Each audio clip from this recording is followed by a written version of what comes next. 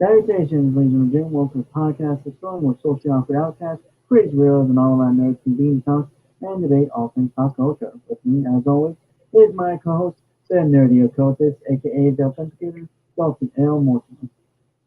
Hello, everyone. Another week down and done and dusted. And I am your host, by Tom Wannabe, the brains of pop culture. How's everyone doing tonight? I am doing okay. Roughly 2 weeks until my birthday. Happy belated birthday. Also, hello, Early. Turtle. Hi, Dragon Turtle. Alright, I wouldn't say we have a stacked week, but stuff happened. Next week probably is going to be a stacked week because over the course of the last 3 days, like 5 articles have run across my feed that were worth covering. I just decided to save them until next week. Yeah. So this was originally from Deadline.com, but I needed an archive version.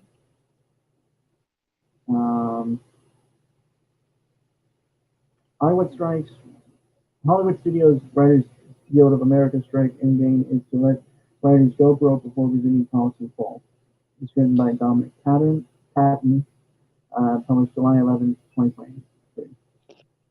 And see, this is a weird place because on paper, that is an extremely cynical, extremely underhanded thing to do. And on paper, I should have empathy for the writers. But I don't because of the principle of, to quote Arthur Fleck, you get what you fucking deserve. And while I don't exactly have a dog in this fight, it's soulless, bitter corporations that don't do their fucking jobs well versus writers who, for ideological and moral reasons, strive not to do their jobs well. But even as much as I don't have a dog in this fight, I think the moral superiority of the elitist, moralistic cunt writers makes me more indifferent, at the very least, to the corporate shysterism than I otherwise should be. Because again, if this was 2008, where the writers being laid off were actually good, and corporations pulled this shit, I would be siding with the writers. But because the writers' strike that is going on currently is solely, and I mean solely, the result of people who were already being given the equivalent of a free ride, narcissistically thinking they deserved more than they were already handed on a silver platter, I can't side with the writers. The writers aren't good at their jobs, they're not fit for purpose, and they were already given a better deal than any reasonable definition implies they should have. And they were still narcissistically unsatisfied with it. So yeah, I kind of, again, I don't want to say I support the soulless corporation because the soulless corporation is soulless and therefore could get fucked as well. But if it's a choice between soulless corporations who are just out for their own self-interest and making money, and pseudo-intellectual, unlearned writers who think it's a moral good to spite the fan base and to undermine meritocracy at every fucking turn, the soulless self-interest is more appealing in that regard. So soulless self-interest is far more appealing than misguided, morally superior wankery. So yeah, that's where I'm sitting with it.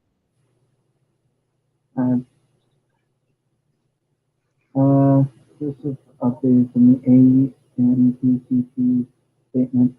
Regardless of whether SAG, AF, SAG-AFTRA goes on strike this week, the studios have no intention of sitting down with the writers deal for several more months. The minor update on this: the SAG organization did eventually actually go on strike along with the writers. So yes, the necessary update is yes, the SAG guild did eventually go on strike along with the writers, and yeah, honestly, they can get the bullet too because so many actors have their heads firmly lodged up their own asses due to moralistic chicanery. So, yeah.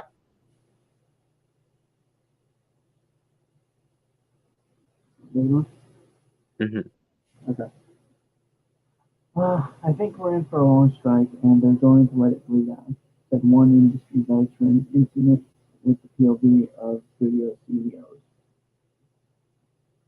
See, here as much as I am tacitly condoning the soulless corporate interest on this one, I do think the soulless corporate interest might be miscalculating. And the reason of this is just like I just admitted that the Writers Guild of America strike is in this instance entirely down to narcissistic nepotism, um, and ideological motivation. I don't think 5 months is going to be enough. I don't even think starving the writers out is going to be enough because, as I just mentioned, this is a group of people. This is a group of bourgeois twats who had a free ride handed to them on a silver platter, more or less, had legitimacy handed to them on a silver platter, and were still narcissistically unsatisfied with this, and also have a ideological and moral axe to grind with this as well. And that being the case, I think that what this is going to amount to is a game of chicken between the writers and the studios. I, I, I, I think the studios are banking on this behaving like a normal strike that isn't more ideologically motivated or isn't down to narcissistic self-aggrandizement. And one thing I'm going to point out to them is you, my dear studios, don't know as much as you think you do about SJWs because SJWs are the sorts of people who will starve themselves just to make you starve more. Is the thing. They will refuse on moral indignation passing for principle to meet with you unless you are groveling to them. So while this idea of yours works well on paper because you think you can starve them out, there are a lot of ideologically motivated SJW writers who will tough it out on air quotes principle just to screw you over.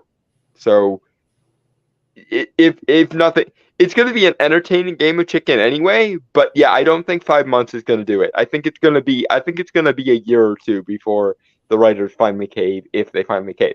Also worth noting, a lot of these writers are bourgeois old money cunts with trust funds.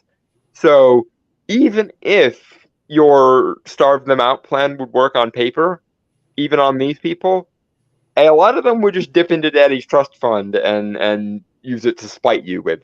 So again, good luck.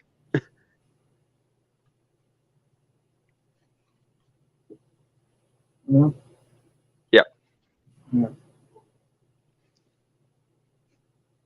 With the SAG strike now finishing its 71st day and the actors union just 30 hours from a possible labor action of its own, the Alliance of Motion Picture and Television Producers I plan to dig in hard this fall with what is entertaining the idea of more talks with the WGA.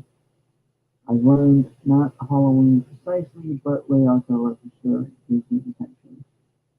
Says a top producer close to the Carol Lombardini run AM6222.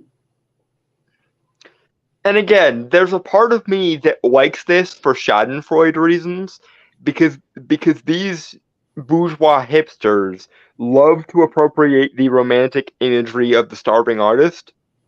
So there is a beautiful irony to this that makes me go, okay, have them actually be treated like starving artists for 5 minutes, because this is the thing, they're so out of touch and so posh that they think the nepotistic mollycoddling way they've been treated thus far is the starving artist lifestyle.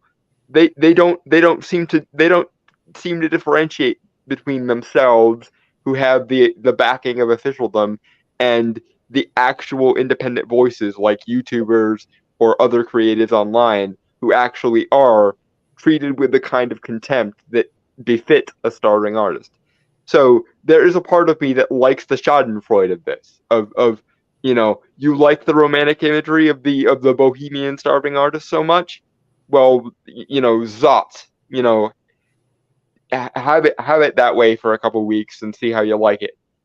But that being said, these are also extremely ideologically motivated bourgeois middle class hipsters who have enough ties to old money that they can live off Daddy's trust fund if they have to. And yes, many of them would rather come hat in hand to Daddy's trust fund than ever admit that they were in the wrong or that the corporations got one over on them. So yeah, I predict a game of chicken here. I don't think 5 months is nearly enough. And I don't even think that the, have a taste of your own medicine and let's see how you like it thing will work all that well, because these are old money hipsters who can live off Daddy's trust fund if all else fails. So even in theory, I'm having a hard time believing that the studios will come ahead on this one. But in some ways, I think that's good, because I think it will end up red pilling the studios finally and getting them to actually listen to people like what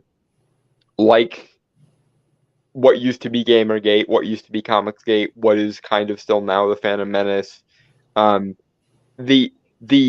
the fandom backlash against things like social justice. Maybe this will result in studios becoming more based simply by virtue of their own self-interest, which would be good. So either way, it's going to be an entertaining game of chicken, and it's likely that we might get some base studios out of this. So win-win. Moving on.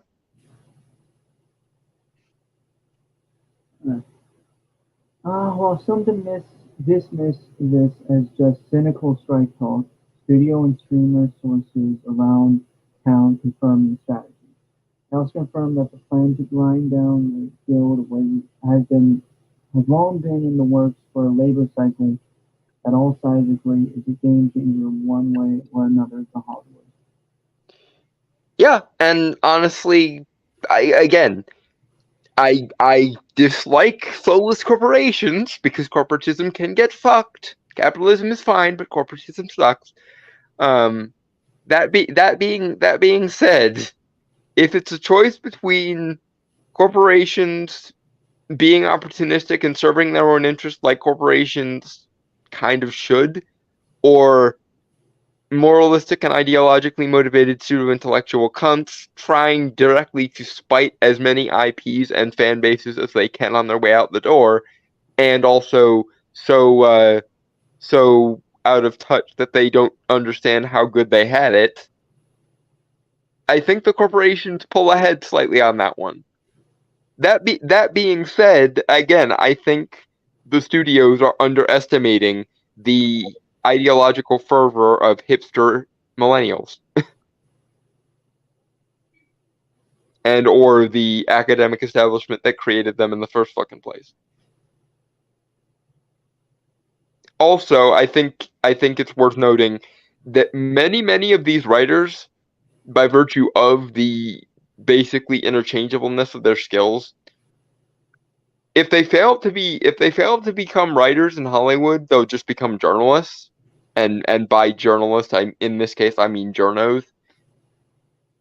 And then you'll wind up with being lambasted constantly in the public sphere.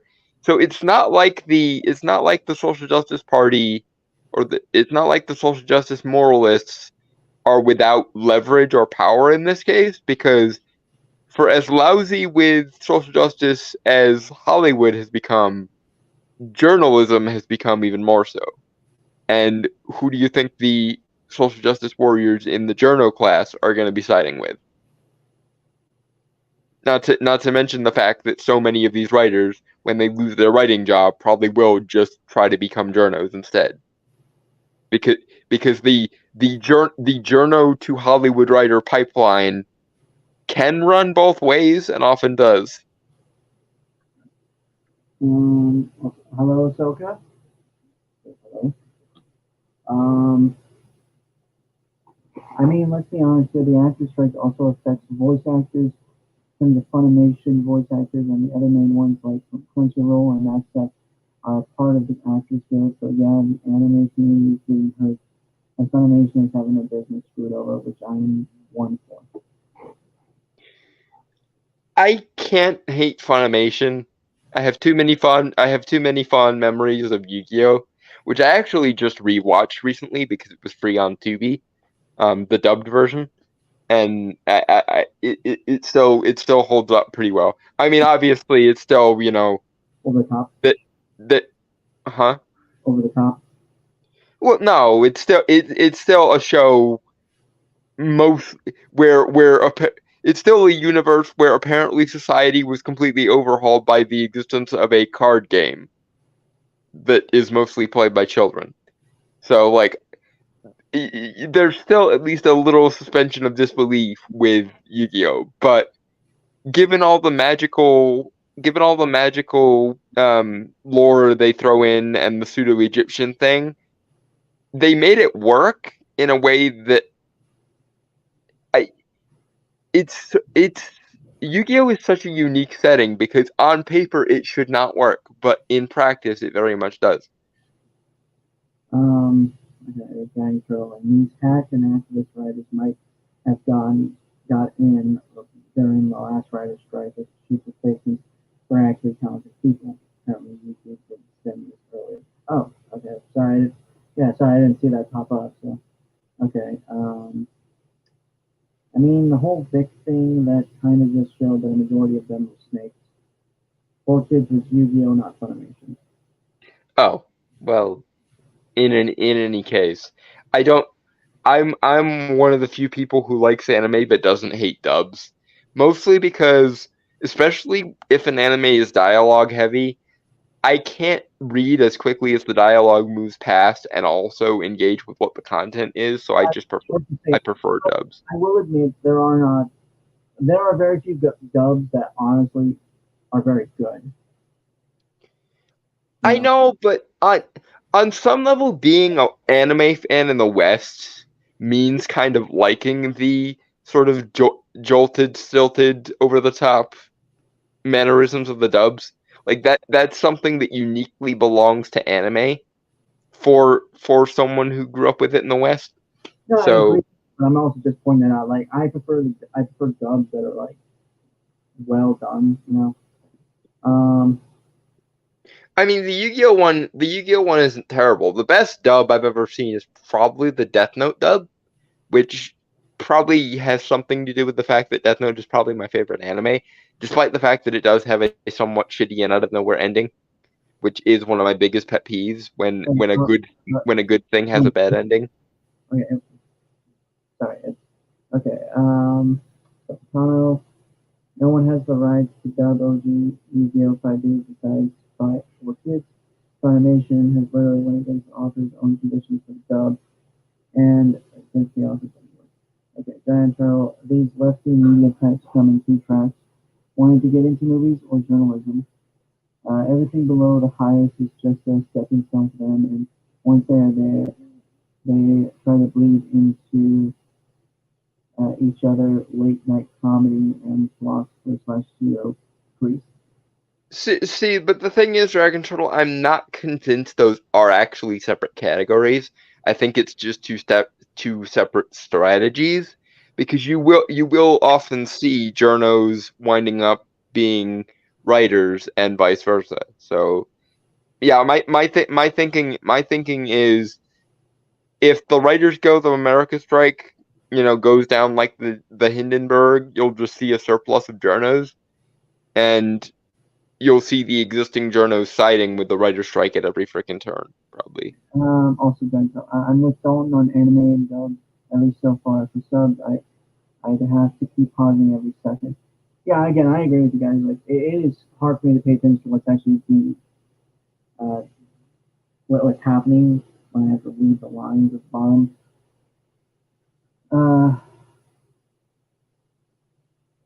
Okay. I mean, having a mother who taught me fluent Japanese in terms of speaking, it ain't that hard for me to listen to sub or and read. Oh, good for you. Well, we're uneducated American swine here, so. Yeah, we're Western otakus, Ahsoka. We don't know much of the Japanese there. Yeah, I can barely speak Spanish, and I'm Hispanic, so. And that will never cease to be a source of anything but laughter and derision to me, by the way. Um.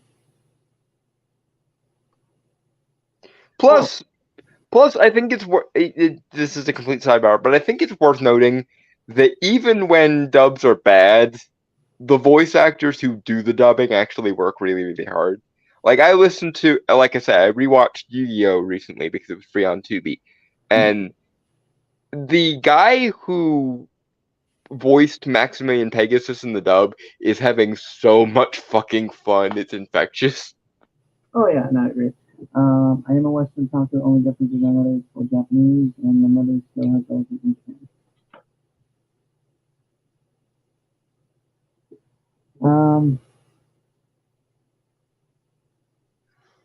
Right.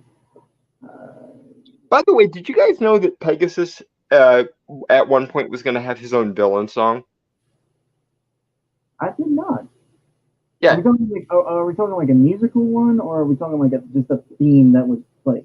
No, he was going to have literally a like Disney-esque villain song, and the voice actor who did Pegasus actually recorded it, and it's available on YouTube. It's called Face Up, Face Down, and I stumbled on it randomly while I was looking for Yu-Gi-Oh clips on YouTube the other day, and I'm kind of sad they didn't use it, because first of all, it fits Pegasus's like persona really, really well, because he's very flamboyant and very over the top, and he loves like old school cartoons and stuff.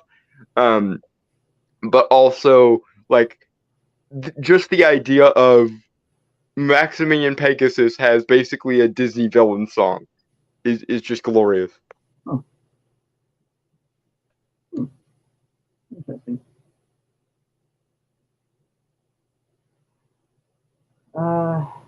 Moving on. Mm-hmm. Yeah, I'll get to that in a second. So I need to read a little bit more this article so I can get through this.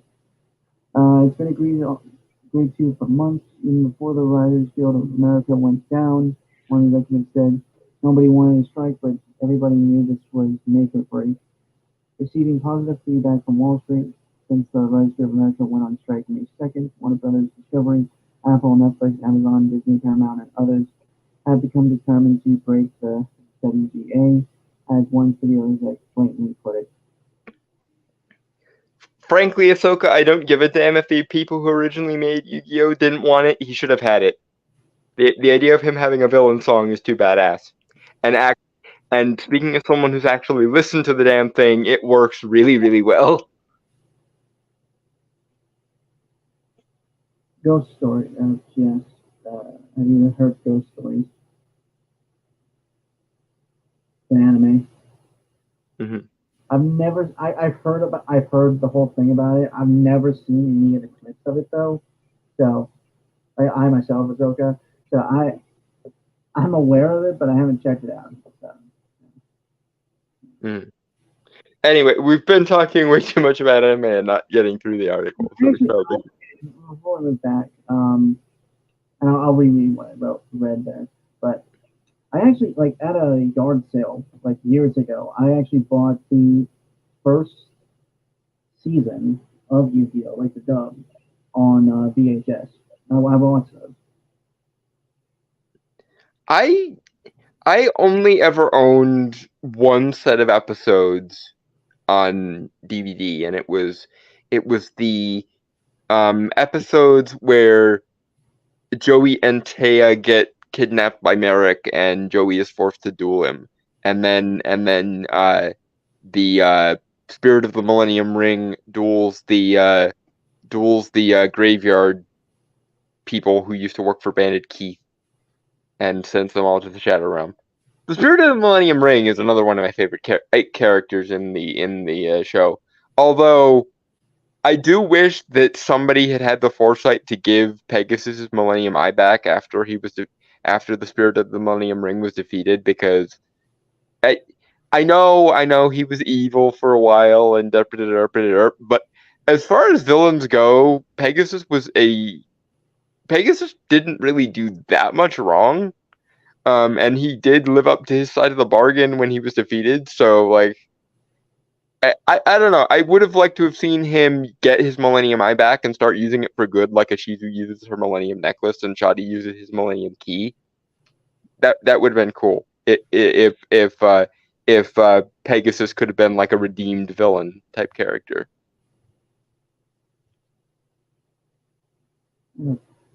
Um, it's a very 2000s dub.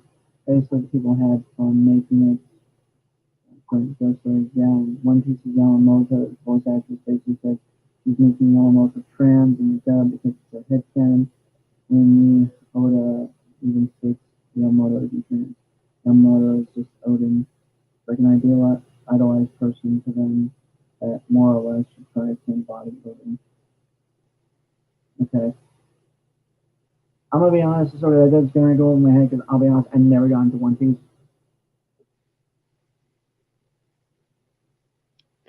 Oh, I thought when you mentioned Odin, you were talking about Pegasus for a second there, because the gray hair and the eye thing.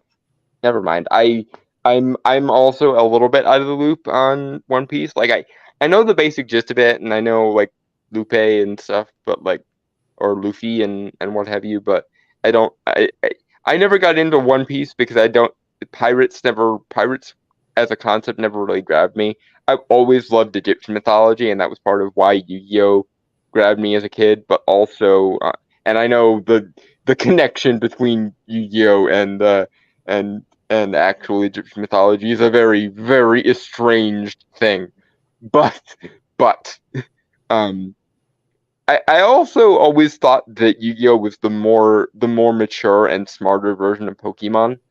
And let's face it, I'm a sucker for magical artifacts, and the Millennium items were badass.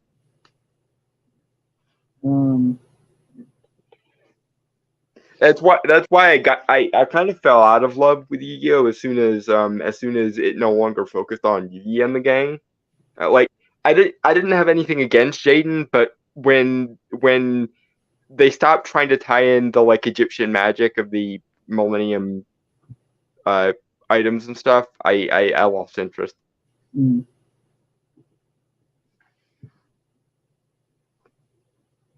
And by the time 5Ds by the time 5Ds and Zexal rolled around, I had just completely like, how can it be Yu-Gi-Oh when no Yu-Gi and no Millennium items? that, I, that was my brain. I mean, I did like 5Ds. That was kind of one I grew up with. more so. Oh, that's right. You were the original Duelist Kingdom arc and the original Battle City arc would have been way before your time. Never mind. I forget. I forget. There's like 4 years difference between us. I watched reruns, but um, I've heard of Yu-Gi-Oh! Season Zero, Ahsoka. Season 0 is dark as fuck, though. Because apparently the manga is actually like really good dark. Yeah. No, it's they sanitized it to hell and back, or should I say, to the dark dimension and back. But damn, Yu-Gi-Oh in manga and Yu-Gi-Oh in Season 0 is dark as shit. I kind of am grateful for the sake of my childhood sanity that they only focused on the glorified children's card game. I also wish they had done more with Dungeon Dice Monsters when they introduced that, because I think they tried to make Dungeon Dice Monsters a thing in real life like they did with the Yu-Gi-Oh cards, and it just didn't take as much, and that kind of makes me sad because again, having rewatched it, I like, and also having now had some experience with actual D&D and stuff, I gotta give props to Duke Devlin. His game sounds cool. Anyway, shall we? Mm-hmm. Maybe go back up. It's been agreed to for months, even before the writers the WGA went out.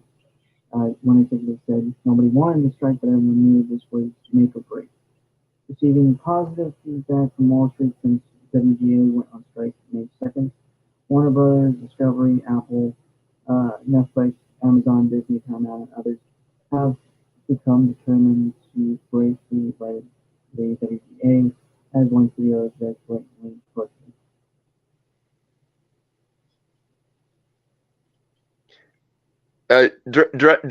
Dragon Turtle. I don't think Yu-Gi-Oh was trying to have the Shadow Realm be a surrogate for death, because they actually had characters die on occasion, and it was actually treated with less scare factor than the Shadow Realm. I actually think they meant for the Shadow Realm to be scarier than mundane death.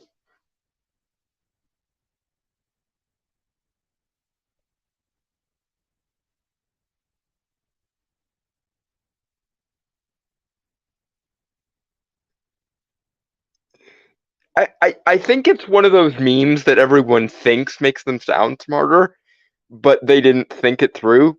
I think that's why, because I've heard that meme too, but then I thought about it for like 5 seconds and I was like, wait, death is actually less scary than the Shadow Realm. What the fuck are you playing at?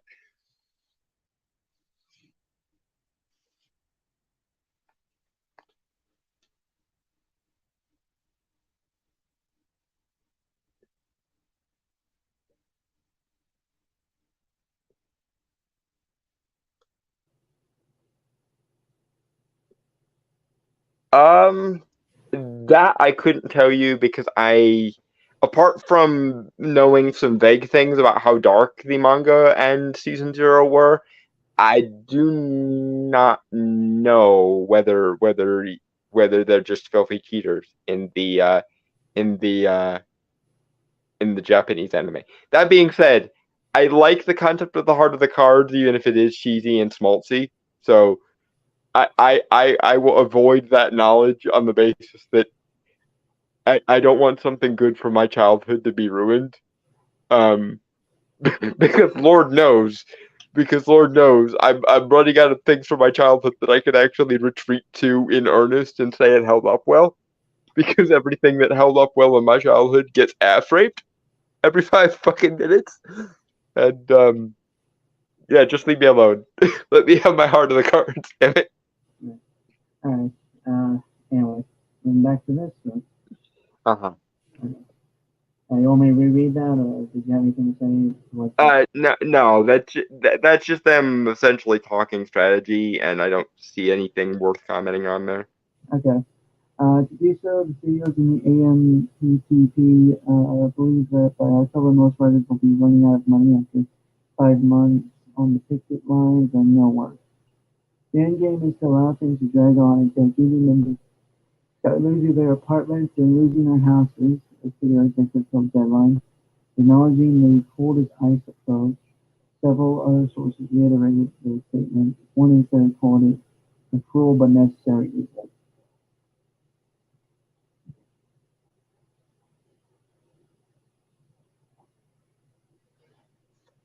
Mm.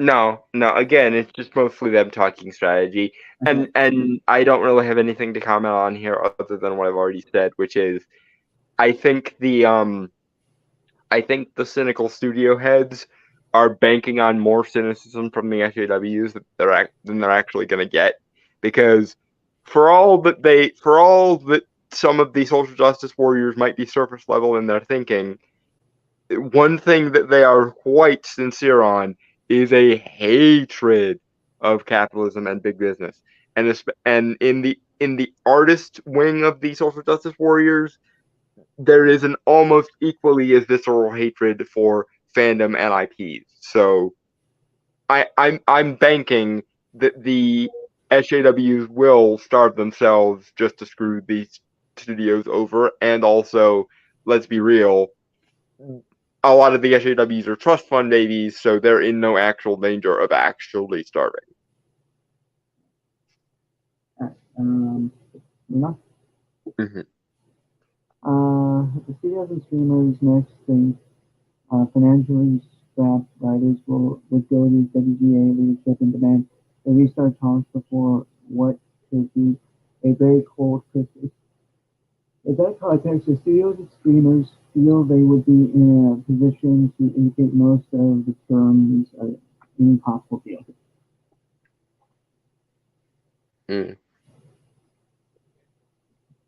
Honestly, like I say, I'm banking on a game of chicken, and I'm hoping that this actually lasts a year or two, because I want the studios to come to the conclusion that the anti-SJWs were right all along, and that the SJWs were cancer. Because then we might actually get some focus on pleasing your goddamn audience and being meritocratic again. So if it basically has to be a spiraling circle of the drain for both the studios and the writers, in the meantime, I'm okay with that. It's not like we're really missing much of anything.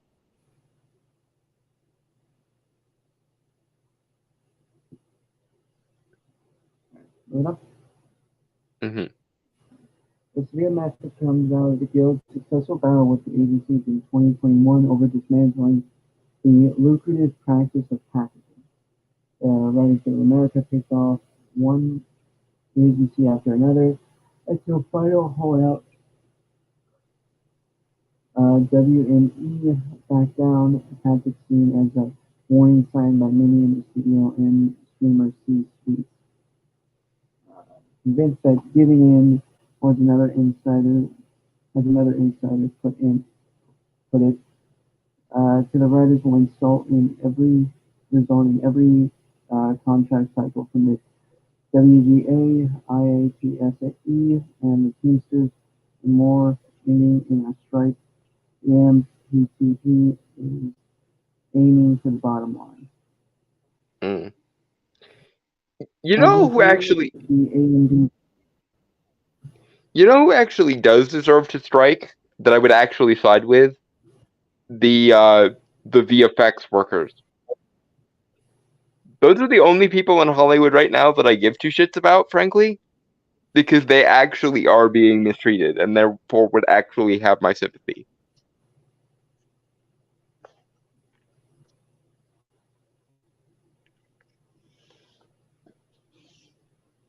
Publicly, the APTP are refueling the so-called October surprise. These anonymous people are not speaking on behalf of the AMPTP or member companies who are committed to researching a deal and reaching a deal and getting our industry back to work spokesperson for the organization. Mm-hmm. Again, I don't think the WGA are gonna snap to a deal for you guys. I think you're underestimating the narcissism of millennial writers. It, I hate to put it that way, but that you're okay. Not only are you underestimating the narcissism of hipster millennial writers, you're underestimating the amount of journalistic, academic, and ideological backing they have from the powers that be in academia and so forth. So between their own inherent narcissism and the like moral and ideological legitimacy they have at their disposal and the powers of the establishment behind them, um, I think the studio heads are going to be surprised by just how much of a miscalculation this is. That being said, I hope they stick with it because I want the studios and the writers to basically um, circle each other down to the ground like freaking roller pigeons on Valium. Because frankly, neither the studios nor the writers are particularly fit for purpose right now, and so I want them to at least be on life support for a little while they get it through their heads that their fan bases are a good thing actually, and they need to fucking treat their IPs with some goddamn respect and their fan bases too, instead of being morally indignant or cynical about them. So I just want to point out something in the comments. Silka and Dento are having like a whole conversation about death in Pokemon. Yes, yes, I saw it. I saw it. Again, my loyalties go more towards Yu-Gi-Oh and Digimon than they do Pokemon. Like to me, Pokemon always seemed a little bit childish. Like even when I was a very little kid, I was like, "What the fuck is this overly simplistic?" Like I didn't swear back then, but had I sworn, I would have said, "What the fuck is this overly simplistic shit?" That being said, there were moments in the like lore of Pokemon that I liked, which is part of the reason I like Yu-Gi-Oh better than Pokemon because it dove headfirst into the lore from the get-go rather than having the lore kind of happen in the background. Like I really liked the third movie that focused on Entei and the Unknown. I really liked the movie that first introduced Lucario, and I have a soft spot for Mewtwo in the first Pokemon movie. Kind of wish we had seen more of him, but beyond that, my tolerance for like, and of course, like every child of the '90s and 2000s, I like Team Rocket because they're adorably incompetent villains, and it's cute. But yeah, my loyalties to like the anime that our generation grew up with are split probably equally between Yu-Gi-Oh and Digimon. Mm-hmm. And still, moving back to the article, because I want you to look at this article because I don't really have much to say about it, honestly. Mm-hmm. Still, since the writers, the WGA called its first strike in 15 years in early May, there have been no discussions between the AMPTP and the Guild, despite persistent public field offers to meet. Sources close to the AMPTP insist that there has been no direct offer from the WGA leadership to resume talks. Still, as tickets went up and production shut down in the strike's early weeks, video bosses almost uniformly offered banal praise to the writers, but no public proposals good for them to work. In the meantime, as network schedules shift to unscripted shows and streamers buy up foreign content, the studios and streamers have been saving money on better productions and cost cutting. Uh, on a parallel track and reinforcing the MPTP's divide and conquer approach, negotiations with the Directors Guild in late May proved a success, with ratification coming last month. Even if the 160,000 member SAG-AFTRA joins the WGA on the picket line, the studios hope to get actors back to the negotiating table in a few weeks.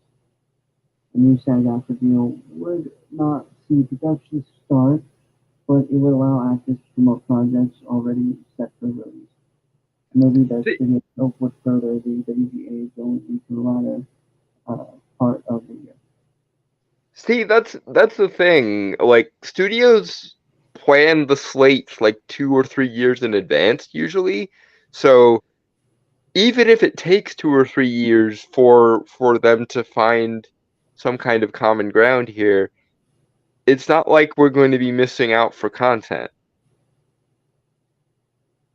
Like almost everything in MCU Phase 5 is already done.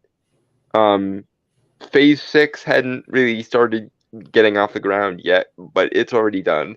Um, uh, there's at least like a year and a half's worth of DC stuff still going. Um, like um, Avatar got pushed. The Avatar sequels got pushed back, but only by a year, so it's not really going to be that noticeable. So like a lot of these movies are already done more or less, and therefore the studios have like a 2 year buffer before they actually even need to start sweating. Now, mind you, a lot of their ideas are bad, and therefore their movies won't make money, and that will make them probably sweat more. But in terms of just the content mill keeps contenting, um, yeah, it won't be truly noticeable until like 2 or 3 years down the road.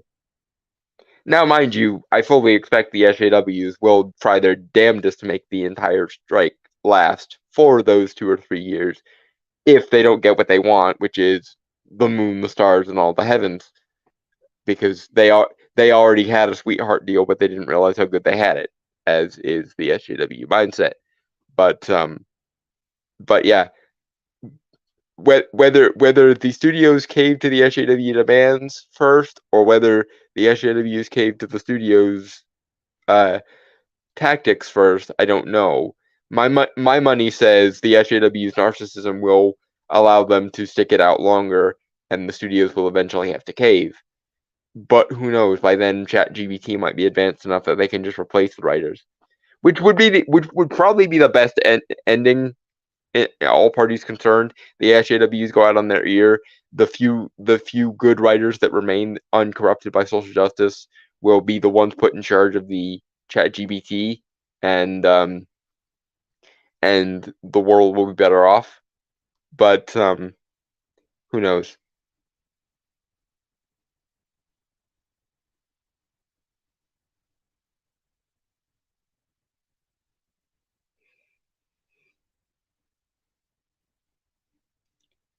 It, the thing about the writers withstanding in Ahsoka is remember, a large swath of these writers are millennial hipsters with trust funds. So even if the studios try to starve them out, they can easily dip into Daddy's trust fund money. I'm back. Sorry, I was doing the thing, man. I gave you the reason bone in private chat. Hmm.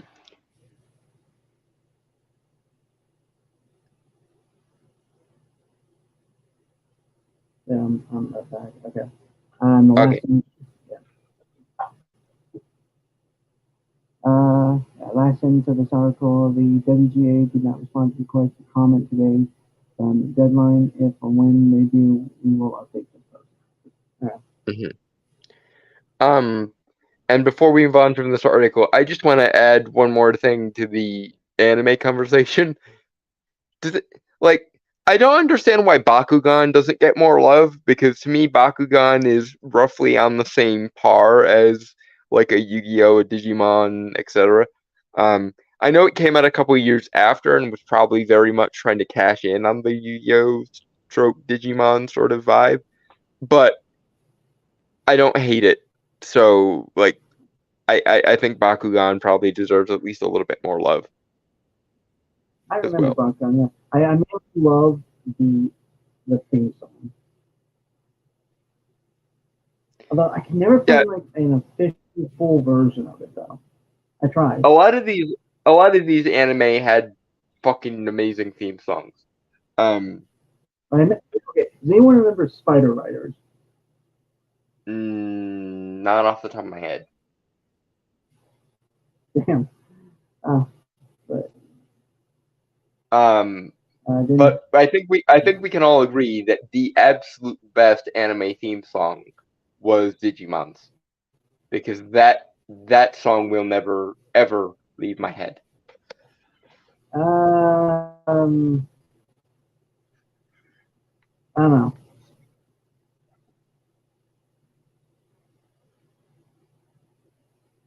Your average Hollywood hipster writer already gets into the trust fund. Oh, sorry. Okay, hold on. Your average Hollywood writer isn't that much. Yes, but most of them have had to do good database statistics before the rent and that stuff in Hollywood. In the Morgue, your average Hollywood. Yeah, okay. Yeah, but they can continue to dip into it for the foreseeable future. And given how many of these hipster children have, fat cat debt, mummies and daddies, it's possible the parents of the aforementioned millennial hipsters might actually put pressure on the studios to knock it the fuck off. So Mm-hmm.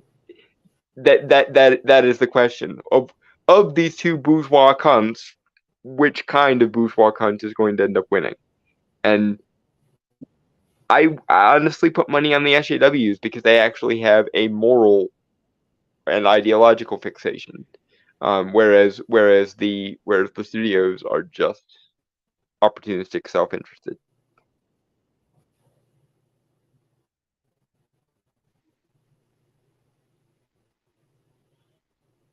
No fun. Did you know I'm a bit annoying though? Maybe because I only know the chorus for 2 years and it really gets stuck in your head.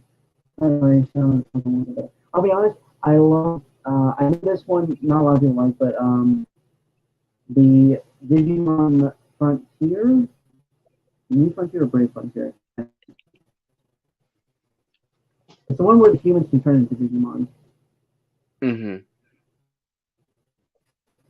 I dug that song just because it's different, so very cool.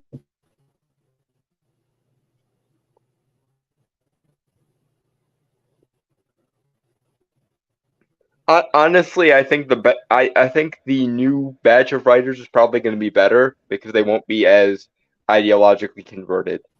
As to your point about them being disowned or cut off, Dragon Turtle, here's my thing. I wonder how much. I wonder how much that actually matters, because being cut off by rich kid standards is still better and more well funded than actual real world plebs. So there's that. And lest we forget that one of the originators of all of this was Karl Marx, and he himself was also a trust fund brat, which is probably the most Um, hysterically hilarious thing ever. anyway, because like Like one for time, as crazy as that. For as crazy as Aleister Crowley was, he at least put his trust fund to more interesting use than Marx did. Anyway, moving on. no, it's I actually sent this one in. It's from Gizmodo.com. Why Superman Legacy has so many other heroes according to James Gunn. Green Lantern, Hawker, Miss Terrific, and Metamorpho will appear alongside Man of Steel. It's written by Domaine Lucier. Lucier, I think. If I say names wrong, I'm sorry. This is published Thursday, which was Mm-hmm. uh, July.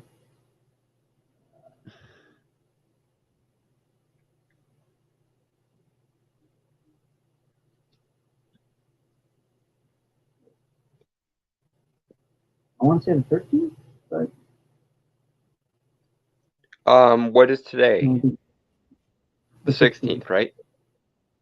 Yeah. Okay, So so Thursday, 4 days. Saturday the 15th, Um, Saturday the 15th, Friday the 14th, Thursday the 13th. Yes. Okay, so yeah, July 13th this was published. Mm-hmm. Um, no, they already casted Superman. It's the man by the name of David Cornflip? No, Yeah. Cornflip. Corn I Sweat. can't. We can't Yeah. pronounce his name. Yeah, His. we talked about him a couple weeks ago. He looks fine, Mm-hmm. and I've seen him act. I think he did well. And I'm assuming they're gonna insist he bulks up. I'm assuming. Yeah. So no, I Because can't. that is I the can't. one thing. He is remarkably being Polish and skinny. To be fair, a lot of actors before they get laser role kind of like that. This is also true. That's why I'm not holding it against him too much yet. If he pulls a Robert Pattinson and refuses to work out or some shit, then I will be pissed off.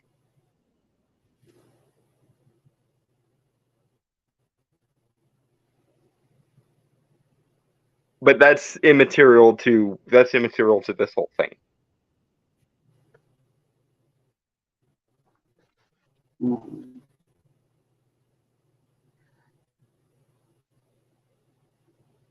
and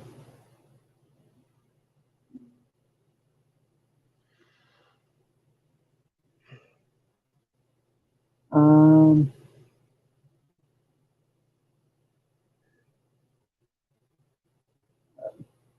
sorry, just so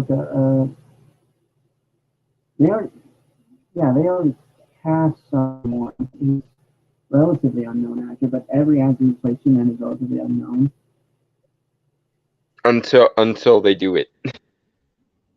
Which Yeah. is probably good because the only time that didn't happen was when Nicolas Cage tried to play him, and that would have gone down like a lead balloon.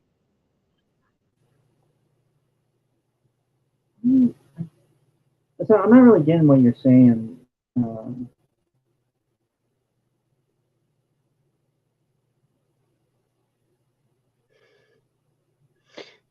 yeah,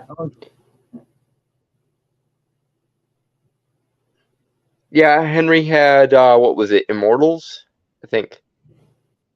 yeah, but his He, stardom skyrocketed after he played. So again, that's not true of a lot of like actors who played Superman. mhm. Well, Although moving. not Tom Welling, sadly enough, and that makes me upset. Well, that's why I was specifying movie Superman. Honestly, I think Superman Returns would have been better if it had been the launching point for Tom Welling Superman instead of a Airstats Airstats continuation of the Reeves movies with Brandon Routh. I don't even hate Brandon Yeah, Routh, but whatever they did with Superman Returns, they should have just made it its own timeline instead of trying to continue with the Reeves thing. yeah. But anyway,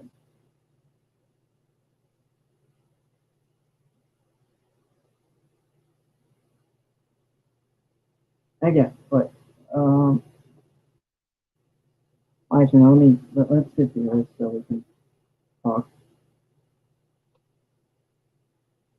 Whatever your idea of a typical Superman is, James Gunn is not making that. The writer and director of 2025 Superman Legacy got the ball rolling by first casting David Cornsweet uh, and Rachel Roshanahan, I think, as Clark Kent and Lois Lane, which makes sense. Those characters are believed in most Superman movies. From there, so far, has been atypical to say the least, and Gunn recently commented on why that is. See, here's the problem. I'm reminded a couple of years ago of when James Gunn was talking about why he would never direct a Superman movie. Um, and it seems like his solution to this, having been tasked with actually doing one, is fill the movie with so much extra stuff that the Superman stuff kind of fades into the background.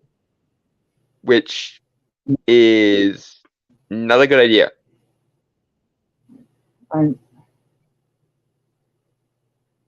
Well, again, I'm not gonna fault like the actors and stuff, just because I think a lot of people do that, and I think it's kind of Yeah. I don't want to say Like stupid, but I don't know anything about David Cornsweet or Rachel well, she or was on. You wouldn't have seen that. Never mind. Marvelous Mrs. Maisel. I know she was Marvelous Mrs. Maisel. She was also on the she was also on the blacklist with that. What was his name? He played Ultron in Age of Ultron.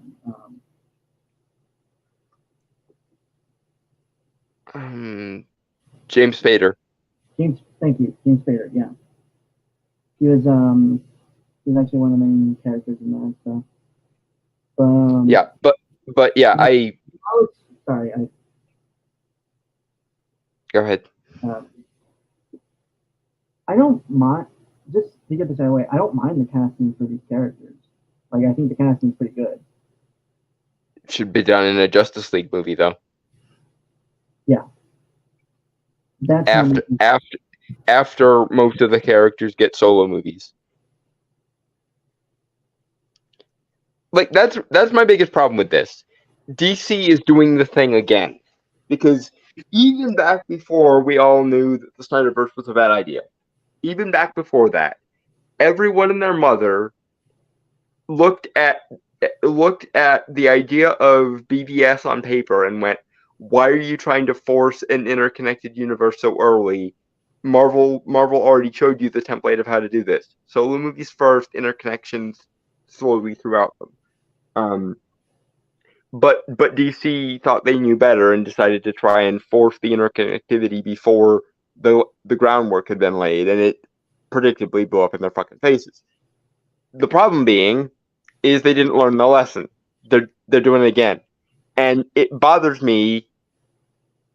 It bothers me. It bothers me on principle because, as everyone knows, I'm not the biggest Superman fan, other than finding him attractive. But that goes a bit without saying.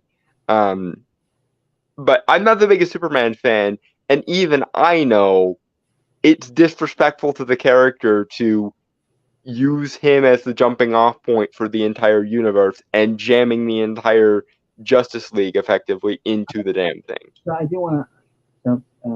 Sorry, I don't mean to cut you off, but I do have some things. So you did cover a lot of things. I was going to say probably in a better articulate manner than I would have, but go ahead. You're the Superman fanboy.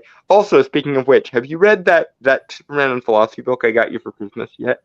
I haven't yet. I've actually sorry, it's just like Yeah, I get it. I just wondered because I want you to at least try to read it so I can gauge whether it was a good gift or not, so I can keep it in mind for next year. I think that actually was the time I did try to read it, but again, life is just kind of making me not be able to read it. Brainstormer is going through the character building superhero arc right now, or he was like a month ago. But okay, back to my train of thought here. Okay, so the first thing was, yeah, what Dalton was starting to say before I kind of cut him off by accident. Mm-hmm. They're doing this weird thing that a lot of other movies did when Marvel was really kicking off, when they were also trying to cash in on the cinematic universe, which was put all the eggs in one basket thing, and just overbloat the thing without telling a good story and like get people interested to see the universe.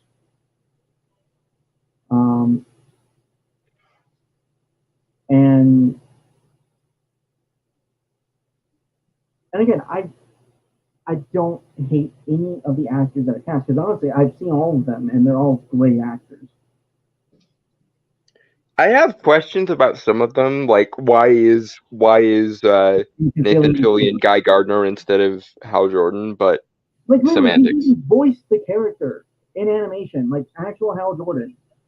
I mean, yeah, he's a little older than I'm sure some people would like, but I think the reason is because with James Gunn's style of writing and comedy, writing the asshole Green Lantern works better for him. And to be fair, they kind of turned Hal into Guy in Justice League. Was it Gods Among Us, where GL was being a dick to Batman, and then Batman took his ring? No, that was a war. Justice League War. But yeah, in that movie, they kind of turned Hal unnecessarily into Guy, personality-wise, and it did kind of make me raise my eyebrow and go, wait, you that's supposed to be Hal Jordan, but you're writing him like Guy Gardner. To be fair, Hal Jordan, it's like the same thing with like Barry Allen. Is more or less they're characters that more represent a and I'm doing it based off my own experience and reading of those characters, so don't quote me on this. Mm-hmm. But it's kind of similar with like Barry Allen when they kind of take a lot of traits of Wally West Flash and put it on him. Mm-hmm. Is like they're more or less like I guess you could say mantles. He's a totem of the Flash concept. Yeah. The reason I give a shit is because like I know enough about the GL mythos to know the personality differences between Hal and Guy. So my question is, why didn't you just put Guy in there? Like you didn't have to start with Hal. You could have, if you wanted a younger, more brash, more inexperienced Green Lantern who would be an asshole to Batman. That is literally what Guy Gardner is for. Which I suppose means that James Gunn was paying attention to that criticism, I guess. But at the same time, I'm like, why would you start with Guy Gardner, and why would you make the guy who everyone wants to see play Hal Jordan play Guy Gardner instead? Other than the obvious answer of because James Gunn likes writing the asshole Green Lantern. But yeah, just it feels weird that they're put in here when again Superman has like this really expansive and really interesting mythos that never really gets touched upon much in other forms of media besides just comics. Mm-hmm. Which kind of sucks. I mean, we've done 4 or 5 different iterations of Superman, and we still haven't gotten a big screen Brainiac yet. Or Parasite, or Silver Banshee. And I know I'm beating this dead horse until it's jerky, but someday before I die, I want Mr. Mxyzptlk as the villain. Or well, actually, I think he's called Catipsium. For any Superman fans out there, you get what I mean. Yes. You didn't want to accidentally summon him or something, but yeah. But point being, I would like to see Mixie be the villain at some point in the annals of superhero movies. Yeah, I'm never gonna get it, because if I was gonna get it, I would get it from James Gunn, and he's not giving it to me. So, but yeah, anyway, we haven't even read the actual. The short version is this sounds like a good cast for a Justice League movie, but it's not a good solo Superman movie, and it's certainly not a good first movie in a newly budding franchise. Again. All right, after casting Clark by Superman and Lois, Gunn followed it up by casting Isabella Merced to play Hawkgirl. Edie Gaffney. Again, I have terrible names, so keep that in mind. Here's a small problem I have with the Hawkgirl casting. Apparently, in defiance of all the things that would make sense, she's not Shayera. She's one of the other Hawkgirls. Yeah, she's Kendra Saunders, I believe. That's really fucking stupid. I mean, because frankly, the only reason to include Hawkgirl into a Justice League is to evoke the animated series, and I think I can speak for everyone who's ever grown up on the DC animated universe when I say, if you tell me I'm getting Hawkgirl, it had best be Shayera Hall.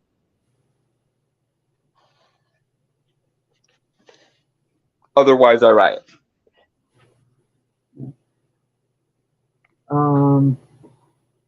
Edie got to be to play Mr. Terrific and Nathan Fillion as a Green Lantern, which is unexpected. Then soon after that, news broke Gunn had casted Barry's Anthony Kerrigan as Metamorpho. None of these are the typical character one expects in a Superman movie, especially the first Superman movie in a planned series. So, as a way to explain but also keep things vague, Gunn replied to a comment about that on his Instagram.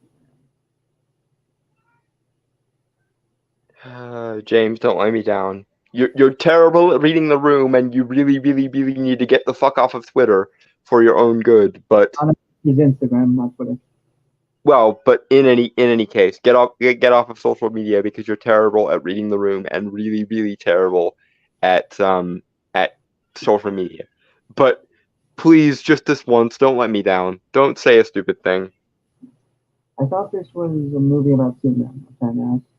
Gunn replied, Superman is a man of two worlds. Clark and Lois, Jimmy and Perry. Clark with Lois, Jimmy and Perry, and Superman with his meta-human compatriots. How could I tell a full story about Clark/Superman without including all areas of his life? Because, normally when you make a solo movie about a character, it's a solo movie about a character and their specific mythos. I mean, okay, so I can understand maybe having like one character. Hell, you can even have these characters show up like in post-credit thing, sure. But I do agree, like, it makes more sense to have a full solo adventure first before introducing the characters. You can have them established in the world, sure. I don't have a problem with that. Like, you don't have to do the origin story again. We all know. This is known, but some of them maybe. What? But not for Superman, but for some of the characters. Yeah. I hate the no origin stories thing too. But for characters like Superman or Batman who have been done, 5 ways from Sunday, who've been done 5 ways from Sunday, you don't need you don't need an origin story. I get that, but at the same time, again, this calls to mind back when somebody asked James Gunn, I think it was around the time Guardians 2 came out. Somebody asked James Gunn if he wanted to do a superhero movie, and he said no because he didn't get the character. Which, to me, is perfectly respectable. But to then turn around and do a superhero movie, but decentralize Superman as much as you can get away with, is actually more annoying. You honestly would have been better off not making the damn movie. If you're this obsessed with sidelining Superman because you don't get Superman in his own movie, then just don't. It's similar to the complaint I had about why the fuck is this named Superman Legacy when it's supposed to be the first in a new trilogy and not a continuation of the previous one.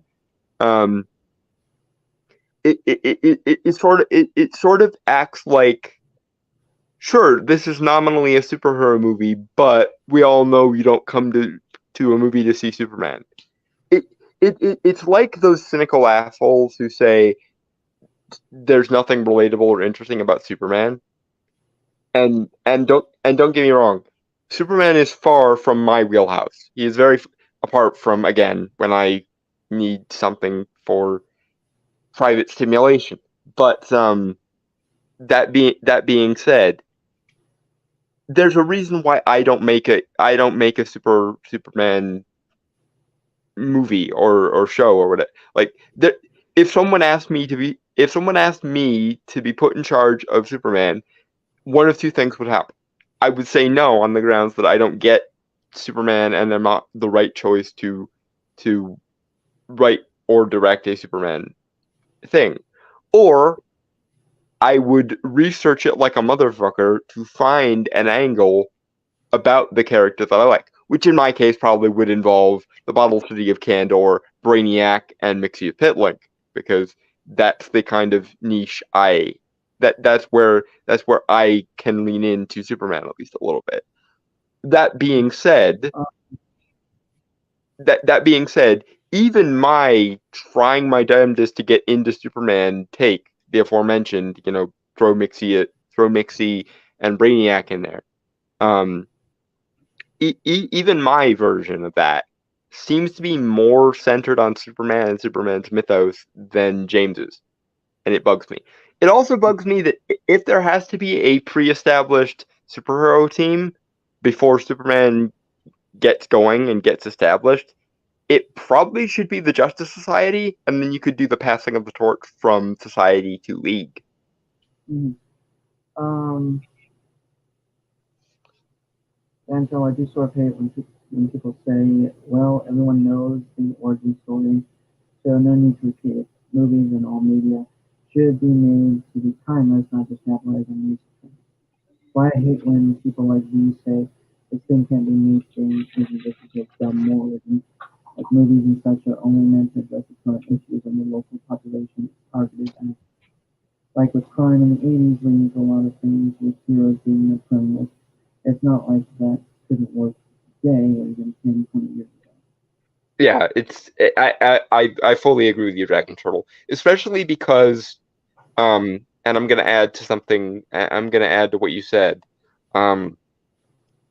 Just like everyone knows the story of A Christmas Carol, but each individual version of A Christmas Carol is different because each creative team adds something or focuses on a different aspect of the origin.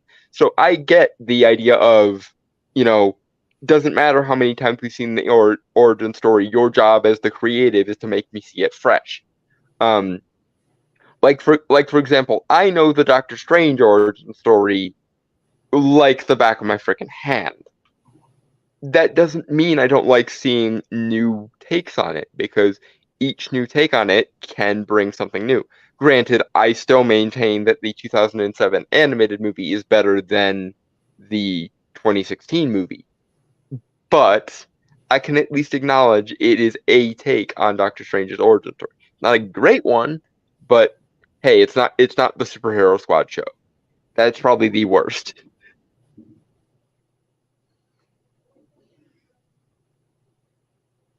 Anyway, moving on. Okay.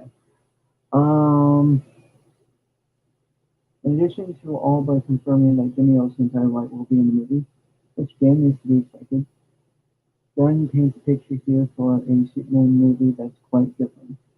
On screen, with the exception of later films in the Snyderverse, Superman is usually alone.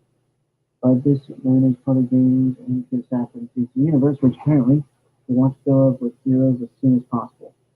See, and hold on, no, but I don't even say something. No, go ahead. Again, Yeah. Superman is your guy. Please go. Please cut me off if you feel like I'm saying too much.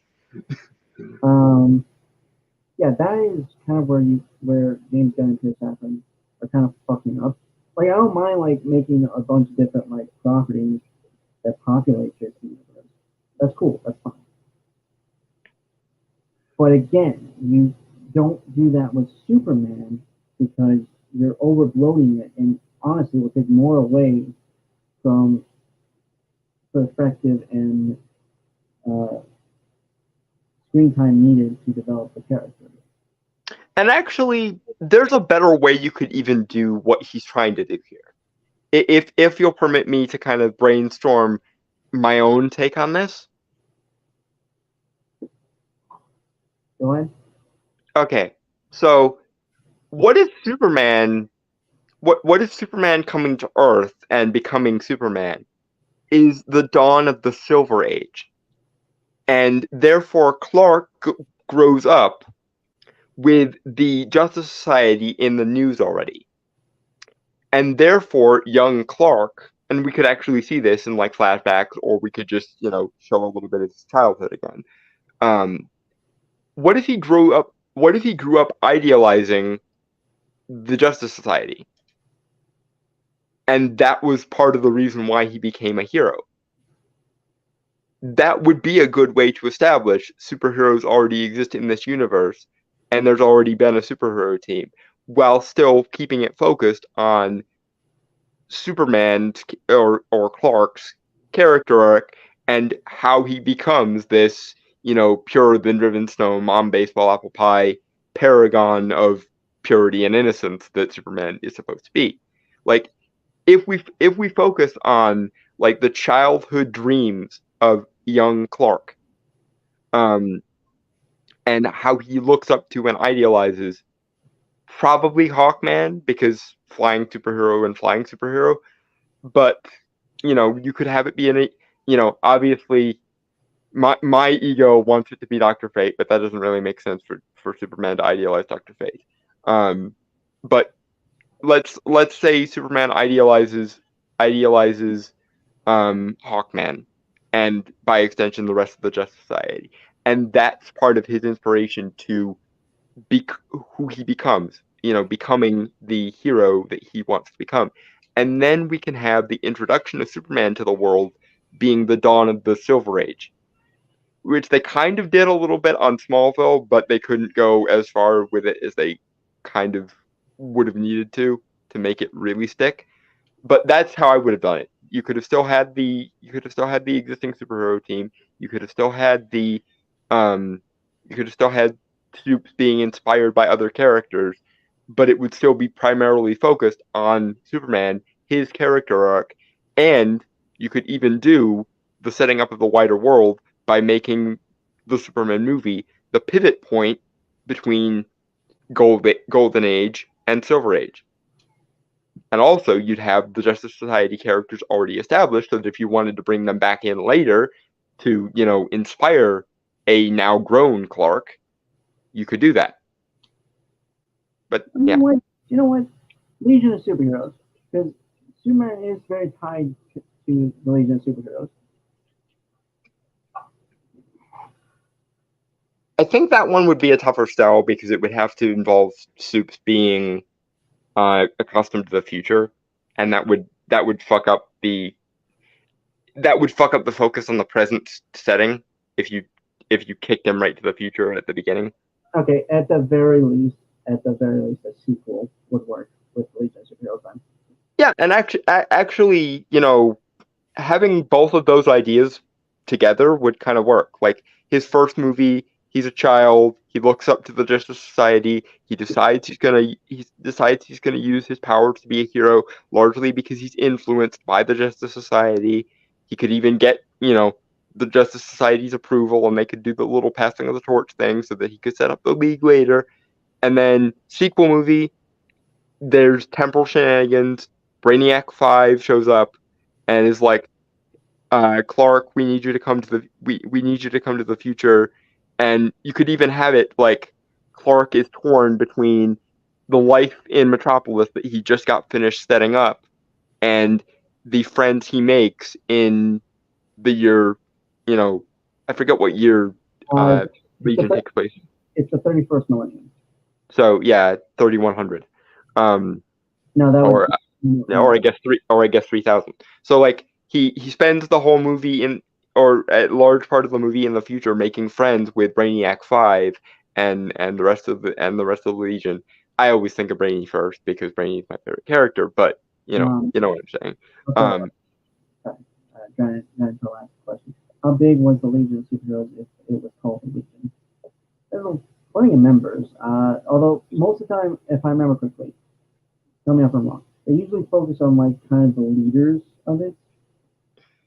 Usually it's Brainy and Saturn Girl, Lightning Lad, Cosmic Boy, and Bouncing Boy. Those were like the main cast of the Legion cartoon anyway.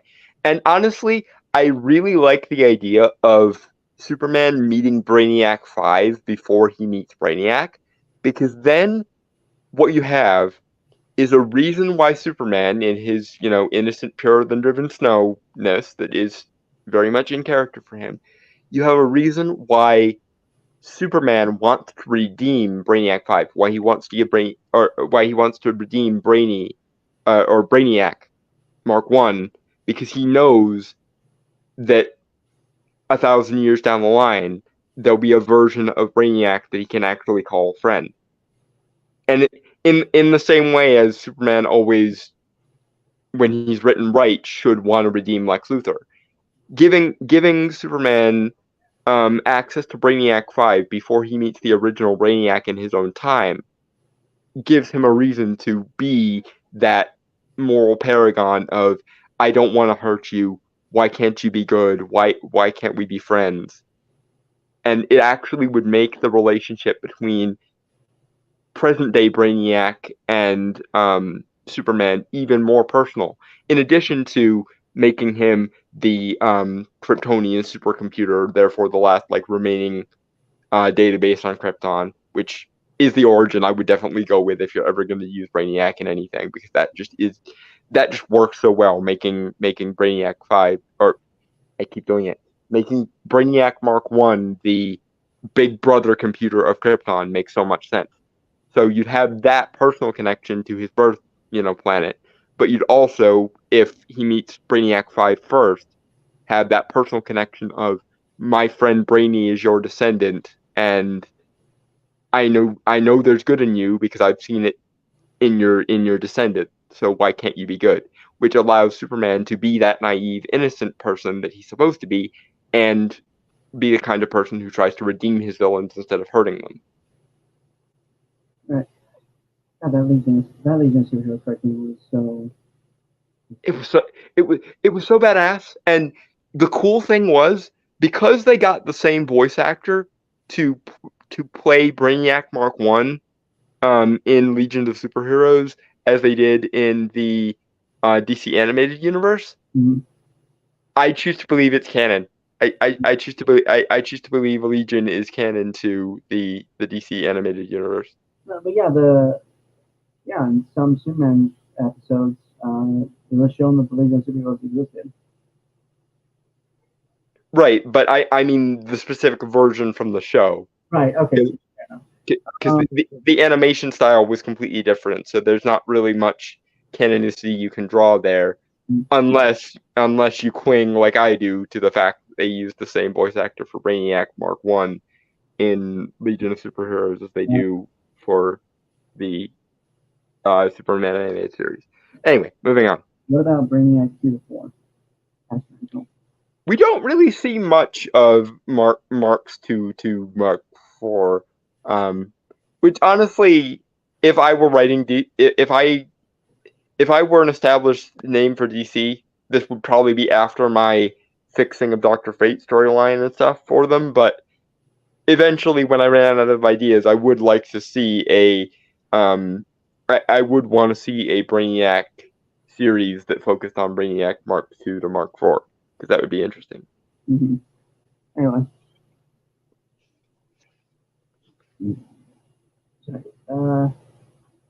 if you step back and think about it, that's an excellent way to distinguish DC movies from Marvel movies. Marvel movies started small, one superhero here, another there. It took decades to build to a movie that was more than just a handful. Gunn's film seems like it may establish that this world of DC, is not new to superheroes. They're already everywhere, and that's an interesting new twist. It's not new. They tried to do that with BVS too, and it backfired horribly. Did it ever occur to you guys that the reason why the MCU did it that way is because that's probably the correct way to do it? I mean, okay, I'm sort of playing devil's advocate here. Well, I agree that they went too quick, specifically to the Snyderverse. Mm-hmm. Totally agree with that. They went too fucking quick. Seriously. Mm-hmm. But I think it kind of revolves around my philosophy of there's no bad concept, just poor execution. Yeah, and I even gave an example of how you could make the "there's already superheroes here before Superman even shows up" thing work, which again would also work in terms of DC geekery, because I keep saying this, but it is an absolute travesty that DC doesn't do anything with its golden age, especially given that DC Comics owned the golden age of comics, because Marvel didn't really make it onto the scene as we would recognize them really until the Silver Age. Marvel owned the Silver Age, don't get me wrong. They did. Yeah, They owned the Silver Age, but DC owned the Golden Age. You know what's funny? Like the weirdest thing that just occurred to me. If they had done period wise Marvel more so like in the '60s and stuff, like they had set it in the '60s and all that. Mm-hmm. Yeah, so they could do like the really crazy out there stuff like they did in the comics, like the art and stuff like that, Kirby and all that. Mm-hmm. Mm-hmm. Mm-hmm. Um, and I think we talked about this before, but like the aesthetic of Wes Anderson because he does like very like kind of period piece, like kind of '70s, '60s kind of. And we did. Yeah, there's a reason why he was my choice for who I would get to direct a Dr. Fate period piece movie set in the '40s if I could. I think we also agreed like a Justice Society movie too would also be a good one. Yeah, he could start with a Dr. Fate movie, build like a Dr. Fate trilogy, and then cap it off with Justice Society movies. That would be really, really cool. Now, granted, I don't know if he would because I don't know if he's one of those pseudo-intellectual pricks who hates the superhero genre. Well, okay, it's just I'm also but sorry, like we're going on a tangent here, but I'm just like thinking Wes Anderson because I've seen his movies. I like a good couple of them. I mostly like the Grand Budapest Hotel. That's one I watch the most. And the one I like the most from him is Isle of Dogs. Yeah, he does really good stop motion animation. Yeah, I'm not even a dog person. I love my kitties, but like even I had some sentimentality for dogs after that freaking movie. But actually no, the first movie I ever saw of his was Fantastic Mr. Fox. I enjoyed that. See, I don't like that movie, but that's because I love the book. Okay. But he knows how like okay, just looking down the list of criteria when it comes to like doing like a superhero movie and Wes Anderson, guy can do he knows how to work with an ensemble cast. He's got a really unique aesthetic, like for his movies. Phenomenal writing.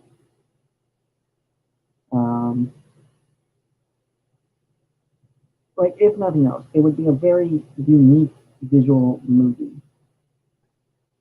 Yeah, and honestly, even if he did hate the superhero genre, I think if he got into the Golden Age sort of niche characters like a Dr. Fate or the Spectre or Hawkman or those type of characters, I think he would find that he would have more to like.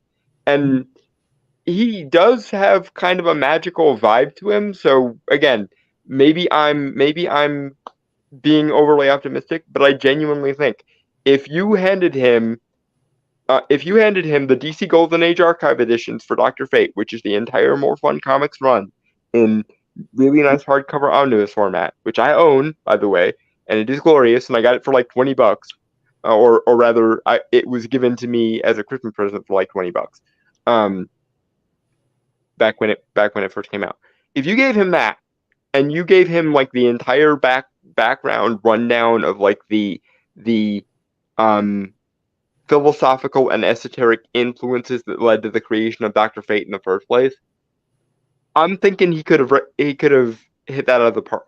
Now, my ideal scenario would be if it was also canon to the Black Adam movie, because I really liked Pierce Brosnan's take on the character, even though, as everyone who's watched the show for long enough knows, I was absolutely horrified by the idea of Pierce Brosnan as Dr. Fate. But damned if he didn't win me over. Anyway, And I still say the ideal casting for a young Kent Nelson would be Matt Smith.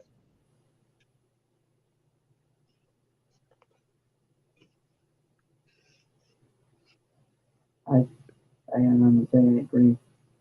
I don't think he's like as young anymore. Like I think he's like in his 40s now. Right. So you'd have to get a child actor to play the flashback scenes for like for when Kent is a kid and he first uncovers Naboo's tomb and his dad dies and stuff. But I mean in terms of Kent in his prime of like Right, no, of like peak Doctor that is, Fateness. yeah, obviously. Um,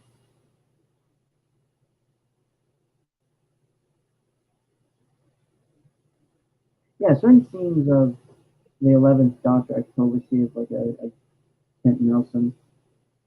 The every time he goes from like really whimsical to really angry, I'm like that is the energy that like especially the the Colonel Runaway speech in Good Man Goes to War. Mm-hmm. Actually, it's actually a smaller scene. It's one when they reintroduce the Silurians, um, where the soldier says she's last of her species, but the doctor says, "No, you're not, because I'm the last of my species." And I know uh, leaves a pit. I'm paraphrasing, of course. Like it leaves a pit in your heart. You don't Yeah, insult me. that's a really good one. There's also in The Doctor's Wife where the the alien intelligence at the heart of the planet says, "Fear me, I've killed hundreds of Time Lords," and he goes, "Fear me, I've killed them all." That was a very good episode. Yeah, like I give Neil Gaiman a bunch of shit because I think he has genuinely lost his touch. But when he is on, man, he is fucking on. Mm-hmm. Anyway, uh, so this is from flickeringmyth.com. Rumored Superman Legacy plot details pit Superman versus the JSA versus Lex. See, I don't think the JSA is involved because if the JSA was involved, we would be getting a Hawkman and a Doctor Fate at the very minimum. I hope they're not stupid enough to use the name JSA because Uh, if they use the name JSA and don't reference the Golden Age at all, I am burning that entire goddamn studio to the ground with a curse. I don't even fucking care. which was published July 13th, 2023, and written by E.J. Moreno. Again, I don't do names right, so. Mhm. Have we learned what Superman Legacy will be about? There's finally new information concerning the upcoming James Gunn movie. After months of rumored plot information and James Gunn shutting down any idea that isn't official, we've learned some new story details about the upcoming DC Studios launching point from a well-known speaker. Grace Randolph took to Twitter to provide new details. It was long rumored that Superman would face off with the Authority in Superman Legacy, but that doesn't seem to be the case anymore. Now Superman will deal with a conflict in the Middle East, which will cause a divide between Man of Steel and the other DC heroes. See, okay. Well, I don't viscerally hate Grace Randolph like a lot of people do, because when she's not being ideological, she actually can report on shit well. Um, I it is know. wor- it is worth noting two things.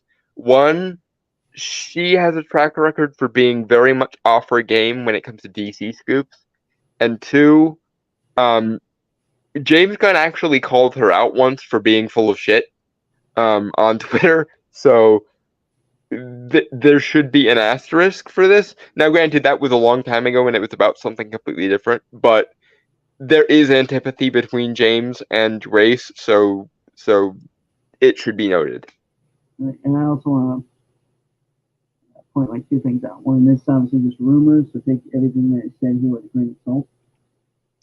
Even more so because it's Grace. Mm-hmm. And two, I'll be honest, I've never liked Grace Randolph, and I've mentioned this many times.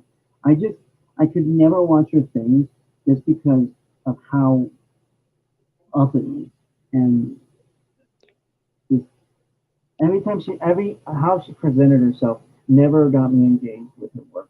She's very much a bourgeois New Yorker. Yes, it is. She's very much an upper crusty, like upper middle classy New Yorker. So like I get it, and she's very much trying to do like traditional journalism, uh, in, in, in an online platform, and it doesn't always come off as genuine or organic. So like I get why people hate Grace Randolph, and especially lately, the more feminist she gets, the more I do kind of the more feminist she gets and the more that colors her analysis of things in a biased way. I get it, but at the same time, like I still respect her enough where I can tolerate her. And I still look to her um every week for her breakdowns of the box office and what it means for Hollywood.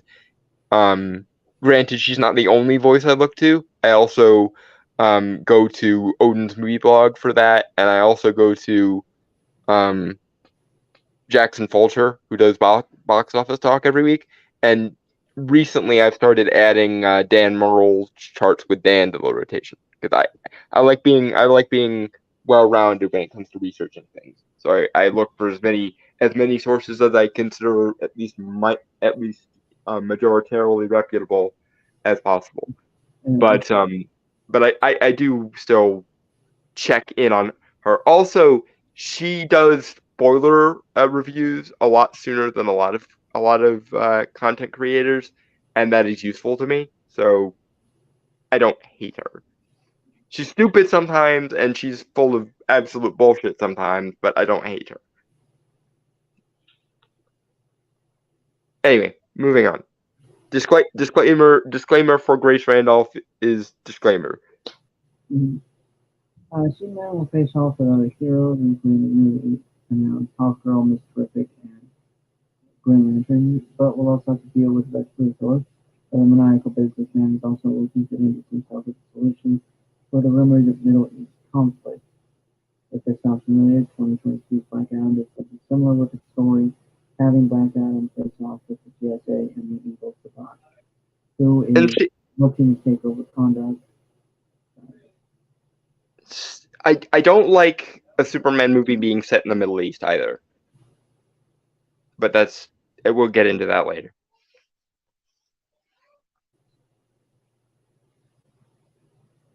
Yeah, here's Randall's tweet. I don't really read tweets here, so. Helmed by James Gunn, Superman Legacy stars David Cornsworth as Superman, Michael, no, Rachel Brosnahan, I think, as Lois Lane, Isabella Merced as Hawkgirl, Edie Duffy as Mr. Terrific, Nathan Fillion as Green Gardner, and Anthony Harrigan as Metamorpho. The film will also introduce a new Lex Luthor, which Gunn is currently eyeing actors for as we speak. See, I don't like a Superman movie being focused on a Middle Eastern conflict because, like, was recently dealt with in the when John Kent became Superman for a while comics. Superman actually must be apolitical, or he would be a tyrant, and he knows it. Also, as Grace points out, and I don't know how much I give a shit about this, but it does seem very derivative of Black Adam, which is probably going to piss off anyone who liked Black Adam. And speaking as someone who very much liked Black Adam, mostly for the JSA, the idea of them being stupid enough to call this new team of heroes the Justice Society and not have it have anything to do with the Golden Age characters does piss me off, especially because one of the biggest problems with the new canon of the Gunverse is I finally got a decent Dr. Fate and a decent JSA in a movie, and you took it away from me. So if you're going to promise me the JSA again, James, you best be bringing back some version of Dr. Fate, and for the love of all of the things, don't use the possession retcon. Have Naboo whisper like he's supposed to, and be a mentor like he's supposed to. Please, for the love of fuck. Moving on. Alright, the official synopsis states the film tells the story of Superman's journey to reconcile his Kryptonian heritage with his human upbringing as Clark Kent in Smallville, Kansas. It is the embodiment of truth, justice, and the American way, guided by human kindness in a world that sees kindness as old-fashioned. Okay. Again, that concept isn't terrible. It very much does highlight the difference between characters like Superman and characters like the Authority. But honestly, I think it worked better when it was supposed to be the Authority. You know what? Seriously. Okay.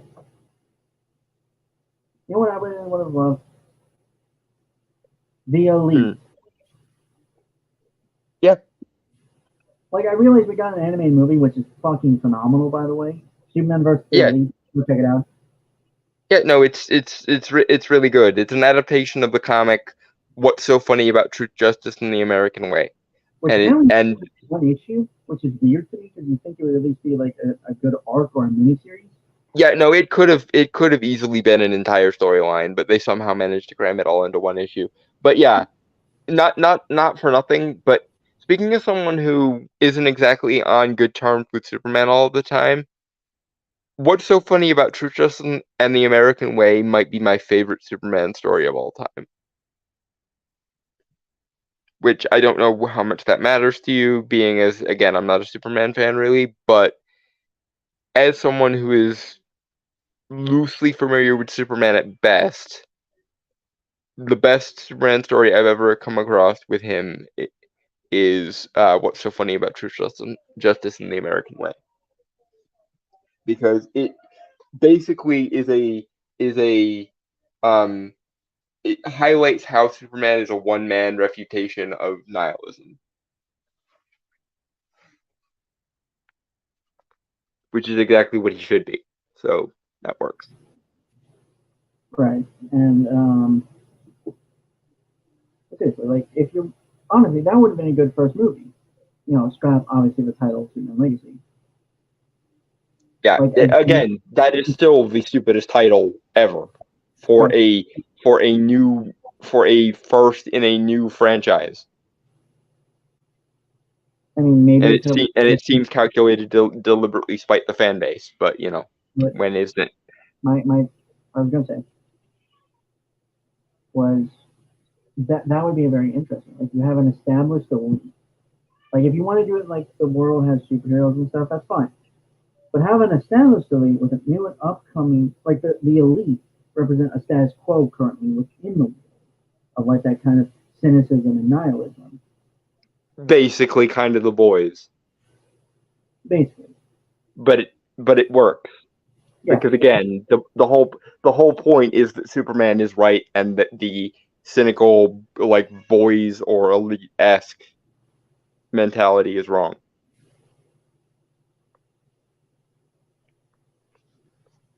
Yeah, you just, like, you still have it like a young and up-and-coming Superman. That's cool. And I still think having him be influenced by, like, the iconicness of the JSA would be also an excellent addition to that. And it would highlight the difference between, like, the old-fashioned actual heroism thing and the new school accomplish the end at any cost cynicism and celebrity bullshit. Mm-hmm.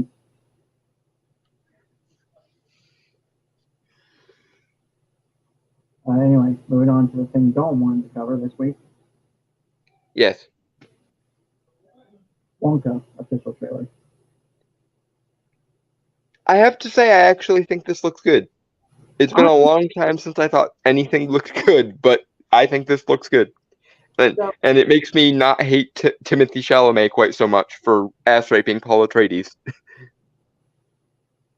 colorful language there.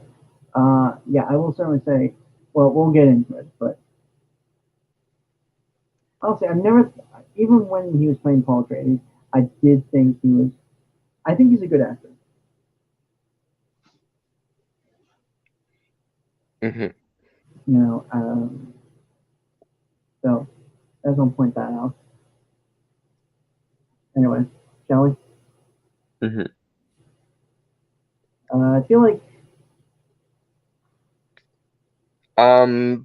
Banana Runts. I was gonna say Snodberries, but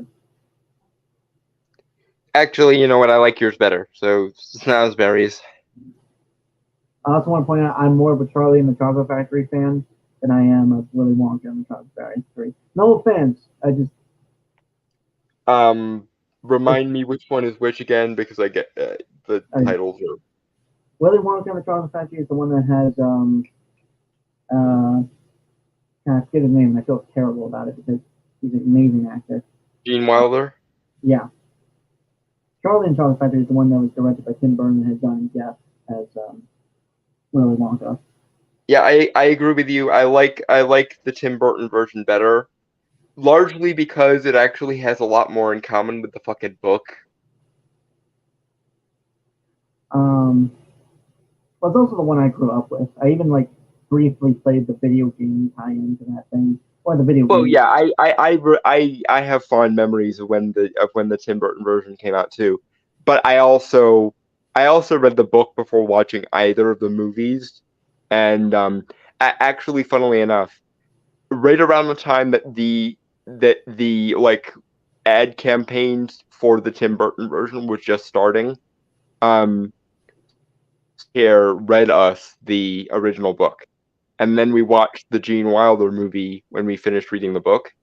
Um, and I kind of hated the Gene Wilder version because it had so little in common with the book. So when I saw the Tim Burton version, which to be fair, I was always kind of somewhat predetermined to like the Tim Burton version because I was a massive Tim Burton fan as a child, and his style like lends itself to my creative imagination more, I think. That being said, though, one of my biggest fucking complaints about the Gene Wilder version is it basically decides to tell its own freaking story instead of in any way being loyal to the book, and I hate it. But the the 2005 version, while it added stuff like um the end scene where Willie confronts his father and stuff, um, all of the like childhood trauma memories, like Willie not being not being allowed to trick or treat because he had braces and stuff, and his father being a dentist, and them fighting over him uh, leaving to pursue candy making. All of that was actually in the book, and I don't know why people forget that that was actually in the book. But yeah, all of the at least childhood trauma memories of Willy Wonka were actually in the book, and the bonus point for the 2005 version, the actual songs from the well, obviously they stylized them because each one in the movie is a different musical genre.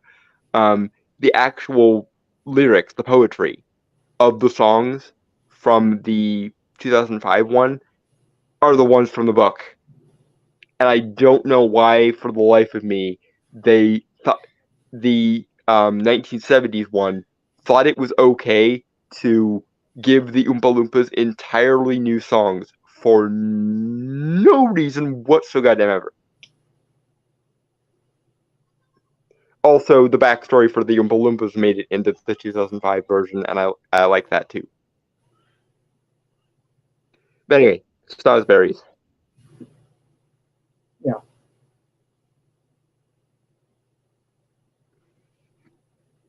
I've spent the past 7 years traveling the world perfecting my craft. You see, I'm something of a magician, inventor, and chocolate maker. So quiet up and listen down. Nope, scratch that. Reverse it.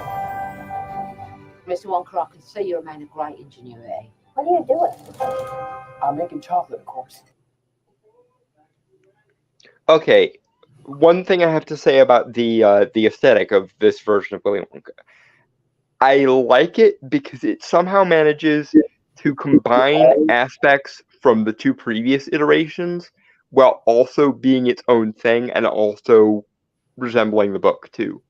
Like, I don't know how they manage that. Then again, this movie is being made, and this is one of the reasons why I'm super, super excited for it. This movie is being made by the people who brought us the Paddington movies, and I know I'm in my 20s, and I know I was in my 20s even when the Paddington movies were coming out. But as far as kids movies go, the Paddington movies were the two most wholesome and genuinely sincere kids movies we've gotten in decades. I love them. Yeah, I don't know those movies. What I was gonna say. This also reminds me. I don't know if anyone's ever seen this movie. I watched it. I do like it, but the style. I was gonna comment on the style myself too, and it gets very more apparent as we go on. But it kind of reminds me of the Martin Scorsese film from 2011, Hugo. Yes. That's actually it's a really underrated movie, by the way. I would recommend people go that. That movie is really freaking good, and nobody remembers it for some reason. Also, a little bit of and I think it came out around the same year. Adventures of Tintin. I know that was animated and not live action, but oh my god, I love that fucking movie. That was Spielberg, right? Spielberg made that movie. Yeah. That was a good movie. Like, yeah, there are so many good movies that a lot of people don't talk about. There are so many movies people don't remember, and they should. In that year, Pacific Rim did come out, and again, that was a good movie. So, well, I mean, that's Guillermo del Toro doing a monsters fighting robots movie. How could that go wrong? I'm sorry, but, no, that was 2013. My bad, 2013. Mm-hmm. Okay. Hold on. But yeah, there's a certain whimsy, even just like in the 20 seconds we're seeing here, which is mostly visual, and I dig it. Yeah, and it's also like it's not trying to be hyper and ADD. It's not trying to throw too much at you at once. It's letting the actual atmosphere do some of the work. And may I be struck by lightning if it's been less than 10 years since we let a movie do that. Again, I think this is probably the benefit of hiring the people who made the most sincere, most wholesome kids movies in the last 10 years, which is the Paddington movies, which actually really works for a Wonka adaptation. I also like that this isn't a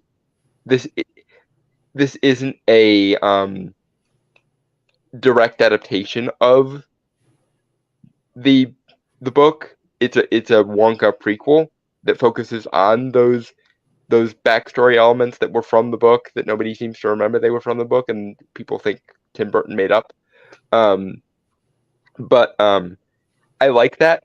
But you know what would be really wonderful is if this movie does well, and then they wanted to make a sequel that was an adaptation of the book, that was another version of Willy Wonka, that I would be okay with. That I would really like.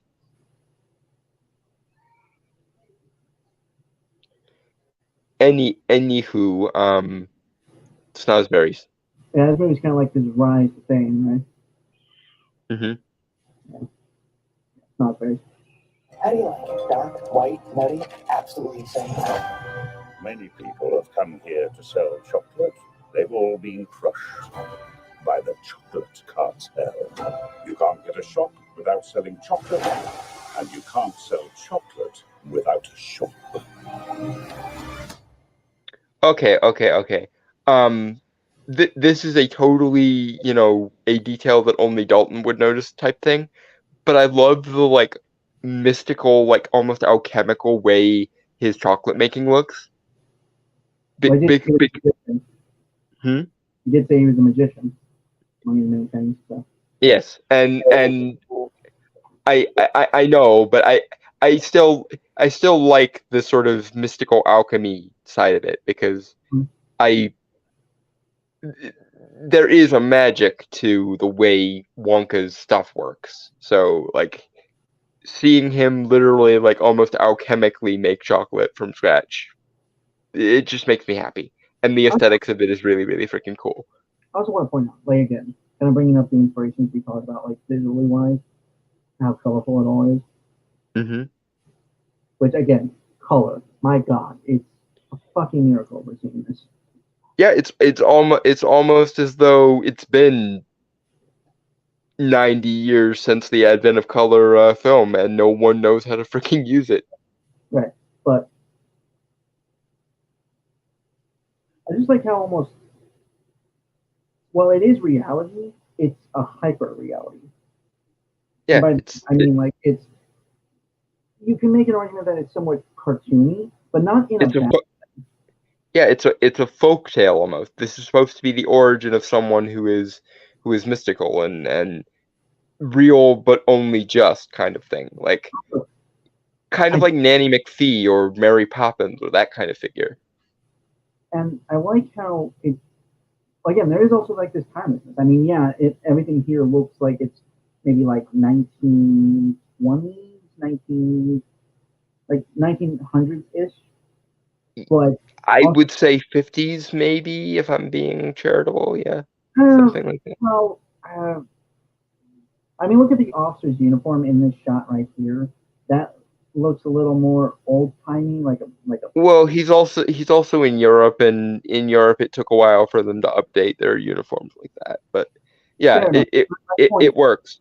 And again, I want to call back to what I said earlier about they're blending the aesthetics of the Gene Wilder version and the Tim Burton version while still kind of letting it be its own thing that takes a lot of inspiration from the book, and it's really appreciated. Mm-hmm. And I just like how almost, and again, I say this as praise and not insult. How absurd the story seems to be. Yeah, it's a fairy tale or a folk story or something like that. Yeah. Cartel. Like, does that remind anyone else of the stop motion Santa Claus Coming to Town movie? It reminds me a lot of Burgermeister Meisterburger. It's been a while. I got no. It really does feel almost like a no more chocolatiers to the king, almost. Right. But and also like the ship that he was on, or it was shown that he was on, seemed to be like a steam powered ship. So. There is something very like old school childhood whimsy about this. Like maybe it's because it's a Roald Dahl adaptation, but it does remind me a little bit of like Matilda, the Danny DeVito one. Mm. Then again, I watched that movie so many times as a child that movie is probably tattooed permanently onto my brain. And I'm okay with that. Snozzberries? Snozzberries. No daydreaming. What are we gonna do, Willie? Huh? A double hump. Get the pencil paper. Uh-huh. I got an idea. I know things haven't been easy for you. They're gonna get better. Promise? I pinky promise. That's the most solemn. Yeah, I just this feels very wholesome. Yeah, but it's not like overly saccharine either. It's managing to be wholesome in a way that doesn't make you gag, and that's very hard to do. It seems. It's genuinely wholesome without being. I'm trying to think of a reference here, like a way to compare this. What's like a thing that's super wholesome, but just it's so wholesome that it's sickly?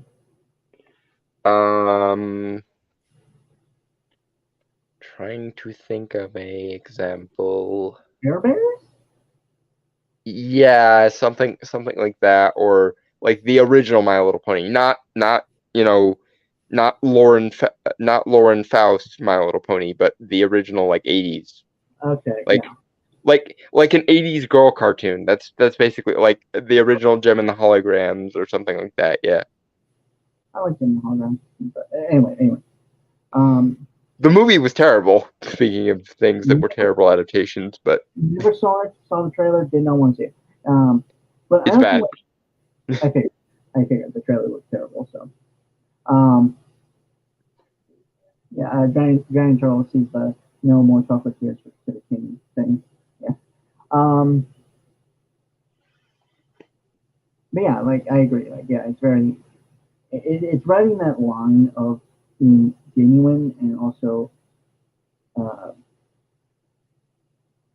it's not taking the piss out of it. I can't say it's taking the piss out of it. I think it's not.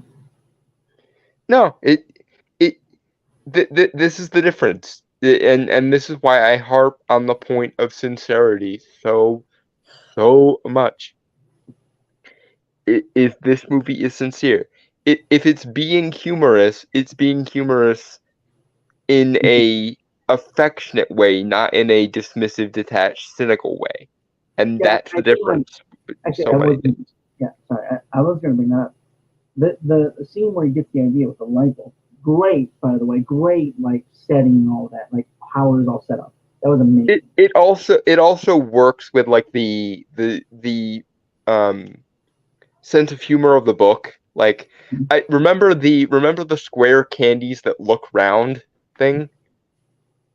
I don't know why, but that scene of the book has always stuck in my head. There's these little square candies, and they're called the square candies that look round. And of course, everyone is confused at first when they see the square candies, because of course, logically speaking, no square candy could look circular, couldn't look round. Then the candies start actually looking around where they're sitting, and then it makes sense. It's that kind of joke. Yeah, but I like the kinetic energy that it has. You know, like it's not a setup to a punchline and then the punchline. It's letting the kind of, like, for lack of a better word, cartoon physics sort of, or like narrative causality just kind of happen. Yeah, I was the word I was trying to think of was dynamic. You know, Mm-hmm. but yeah, like it's fun. I'd have to probably go And see it on my own. I mean, this is the first movie since I think, like, I was looking forward to Cocaine Bear, and then Cocaine Bear massively disappointed me, and I was looking forward to Renfield, but I was never like super over the moon about Renfield. This is the first movie in a long time that the trailer actually has me genuinely, unreservedly looking forward to the thing. Mm-hmm. But anyway, Nosberries. No, that's it. There it is. Where do we start? A good chocolate chip is simple. Where's this? Starts here. What's happening? What's the chocolate that makes you fly? Let's find out, shall we? Nothing to see here. Just a small group of people defying the laws of gravity. This is like a very studded cast. I'm just realizing. Oh yeah, nobody is phoning it in either. Everyone is having fun. No, not yet. Like you can really tell this is fun. Trying to ask, how was Renfield? I didn't see it, so. I thought it was good, but there were two. The problem with it was it didn't really. It was trying to be too many things at once. Like there were three movies cut up and put into one movie. There was one movie which I think was the movie that most people were sold on. There was the Nicolas Cage's as Dracula, Nicholas Hoult as Renfield, and them kind of having a ersatz toxic boss employee relationship. Then there was a storyline where Renfield meets a like Karen Murphy-esque lady cop, and he ends up using his vampire familiar powers to save and protect her while she's on a drug bust. And then there was a story where Renfield was kind of using his vampire familiar powers to kind of be a superhero, kind of. And I think if the movie had just stuck with that first one, the one that it was mostly sold on, it would have worked better. That being said, while the movie was kind of three movies crammed into one, none of those three movies were bad. They just didn't always mesh together, is the best way to put it. I would still call it one of the better movies of the year, but that's largely because there just haven't been that many good movies this year so far.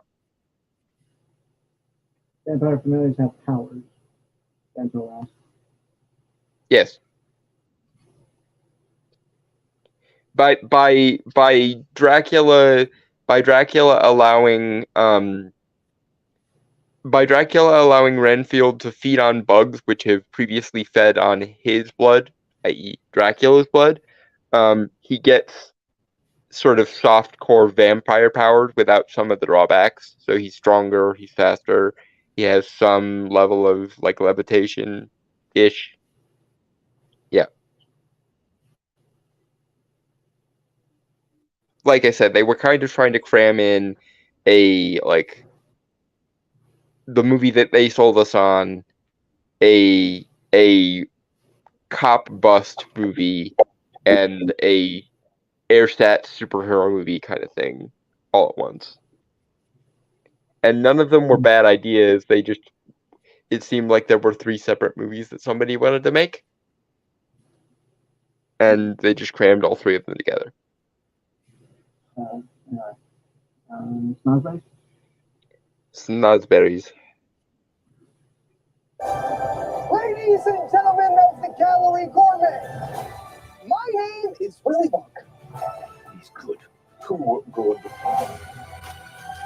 Yeah, pretty sure I gained about 150 pounds in the last 2 weeks. You could change her life, Mr. Walker. Change all their lives.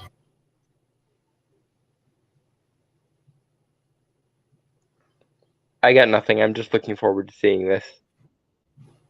Again, I'm just enamored by how everything looks. It's so fantastical. It's like somebody took illustrations from the book and brought them to life, and then like age regressed them down like 20 years or something. Central, is that lore accurate?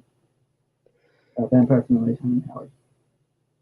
I don't.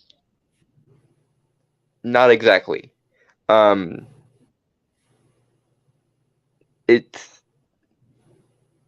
It's sort of half in and half out is the best way to put it. Like sometimes servants of vampires can have some small version of what their masters have, sometimes not. Like I said, I think they were just trying to make a, hey, what if Dracula, but also superhero movie. And they didn't do a exactly piss poor job of it. It just like they were selling us on the one thing, and they gave us that one thing plus like 2 or 3 other things, and they didn't really mesh well. Anyway, it's Snozberries. Snozberries.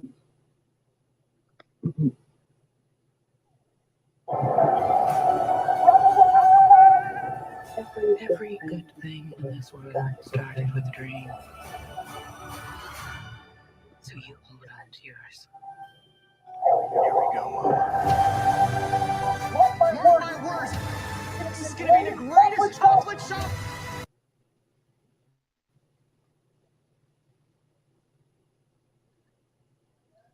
I don't know.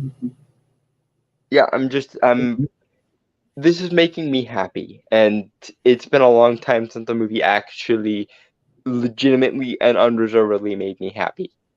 And I'm not surprised it's the people behind Paddington that did it, because like I say, as far as kids movies go, Paddington is how you do it right.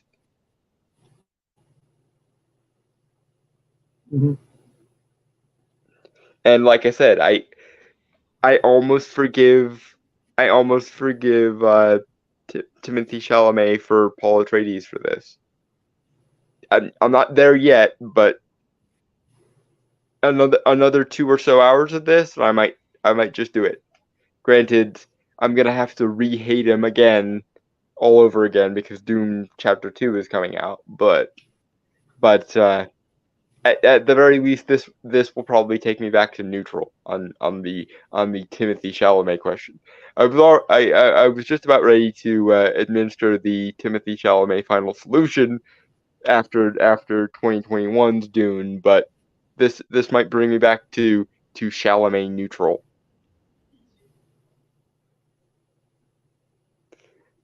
Or Dune Chapter 2 might be so bad that it returns me to my initial quest for the final solution to the Chalamet question.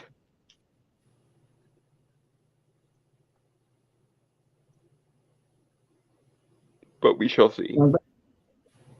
Raspberries. The world's never seen it. Sir, swinging on man is my father. I will have you know that I am a perfectly respectable size for an Oompa Loompa. An Oompa what now? Allow me to refresh your memory. Oh, I don't think I want to hear that. Too late. I started dancing now. Once Okay, I have mixed feelings because I liked what the Tim Burton movie did and making them actually of like somewhat South American aesthetic, because that made sense for the book as well. But I get that this movie is trying to live in a liminal space where it can be both a prequel to the Tim Burton one and a prequel to the Gene Wilder one. So I get it, and believe me, this looks 1,000 times better than the Oompa Loompas in the 70s movie did. So I'm going to try my damnedest to get over it, and hopefully they don't do anything that pulls me out of the movie.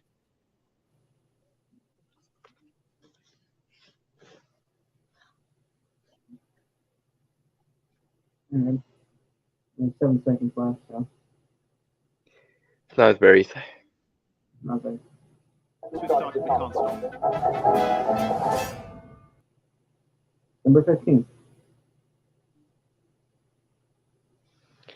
And this being basically a Christmas movie works, I think.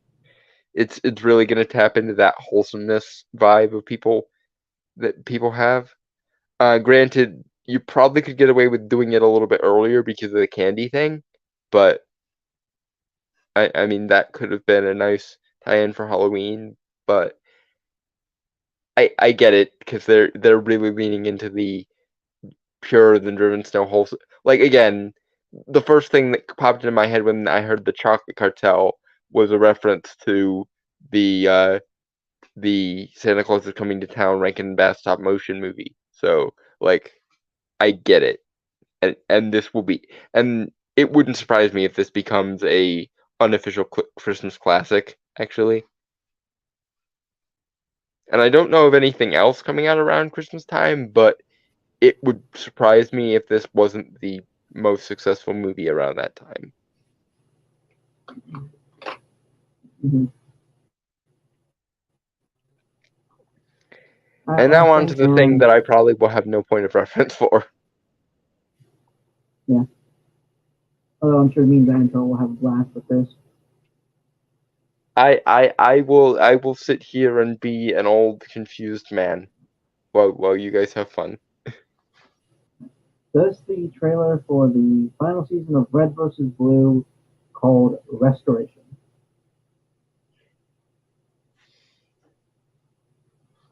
Well, it's not so much a trailer, more so I believe the opening prologue to the season.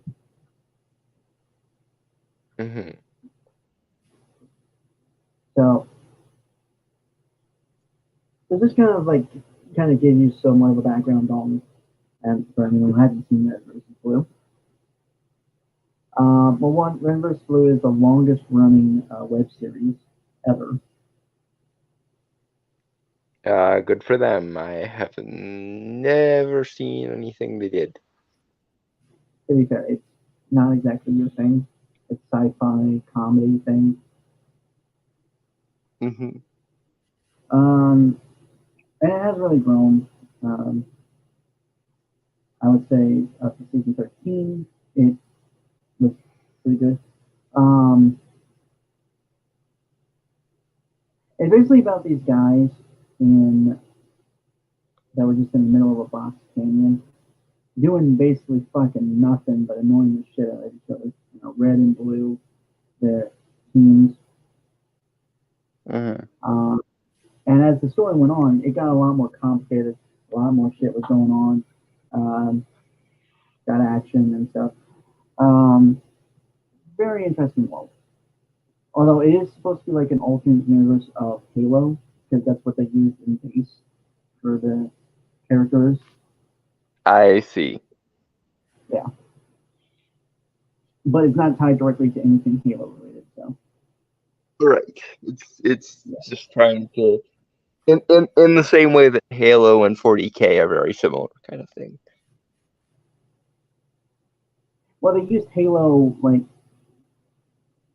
they used the multiplayer stuff to film in, you know, Machinima. Hmm. Yeah. And I think I've mentioned this before, but unfortunately, in recent years, well, one, Rooster's kind of fallen from grace. Oh, so Red versus Blue is the same. Are the same people that made Ruby then, or Yep. the same people are behind it? Now, there's some people that made Red vs. Blue, and they made Ruby too. Actually, because of the work in later seasons of Red vs. Blue, the creator of Ruby, Monty Oum, who was like a fight animator, was able to create a show. Hmm. Yeah, because he was a director for like a couple of the seasons. 9, well, maybe 8, 9, and 10. Well, he was a fight animator. Hmm. And after that, he actually was able to like get Ruby made and stuff. But after season 13, to me at least, that's where the quality of the writing for the show started to kind of fall. Because I mean, season 14 was fine because it was like an anthology series, because it would be a little experimental. Hmm.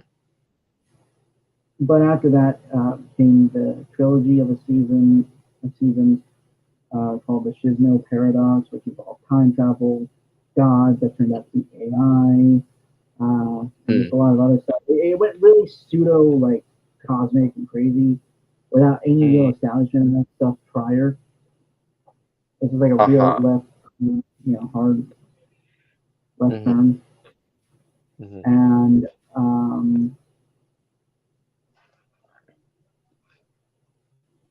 then came Red versus Blue Zero, which had nothing to do with main cast characters anymore, which I was fine with. But the issue was that the guy who was working on that season was mainly a fight animator. And again, I don't have a problem. It had great fights, I will admit to that. But the writing and the story, it was very base and generic. Even more so than base and generic plots are. Yeah. If I remember correctly, how he pitched the show was Saturday morning cartoon meets Fast and the Furious.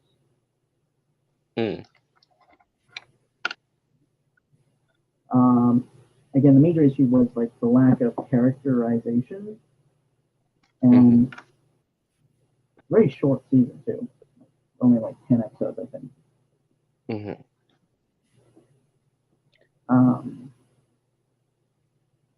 And that came out like 2 or so years ago, I think. Okay. And so it's partially taking so long because of the production time, I take it? That, and also, well, they brought back Bernie Burns, who was the original creator and writer, who's known these characters for years and years. After the guy left the company and to like just have a life with his family and stuff, and understandable. I think just because the fan backlash to like Zero and stuff, they kind of finally they just kind of like decided to do a full stop, even though their motto was if people still want Red versus Blue, they'll keep making Red versus Blue. But yeah, so it is kind of a sad thing. I'm kind of sad, but at least we're getting a conclusion to something, and it's being worked on by the original creators. So. Okay, well, I don't know if there are any particular foodstuffs that are associated with Red versus Blue, or if we should just banana.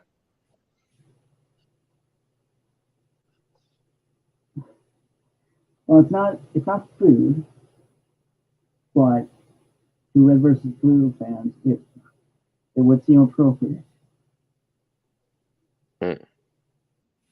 It's a phrase. I might have thinking of just shortening it down to one word, but memory is the key. I was just thinking memory, but I mean we could just do banana if you want because. Yeah. I mean we could do Blue Nana.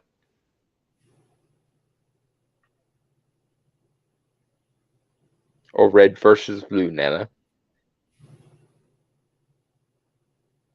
I think Blue Nana works a lot better, to be honest, because it actually is pretty apt because the blues actually got a lot more characterization and development throughout the story. Okay. Blue Nana. Blue Nana.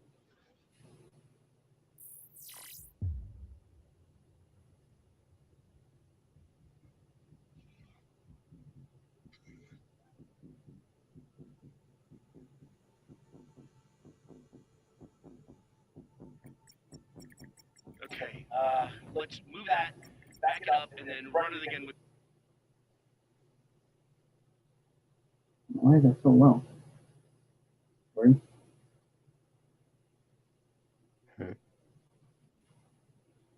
But yeah, the shot that you are currently seeing is actually from the 13th season, which most, I think, now would consider before this was like the final season of Red vs. Blue when it was good. When did Red vs. Blue start? What year? Okay, hold on, let me look that up because I'm not sure myself. I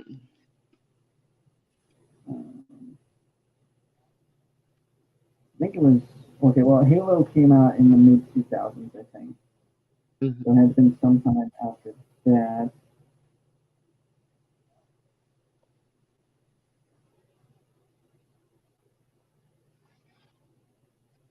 Okay, I was fucking wrong. 2003.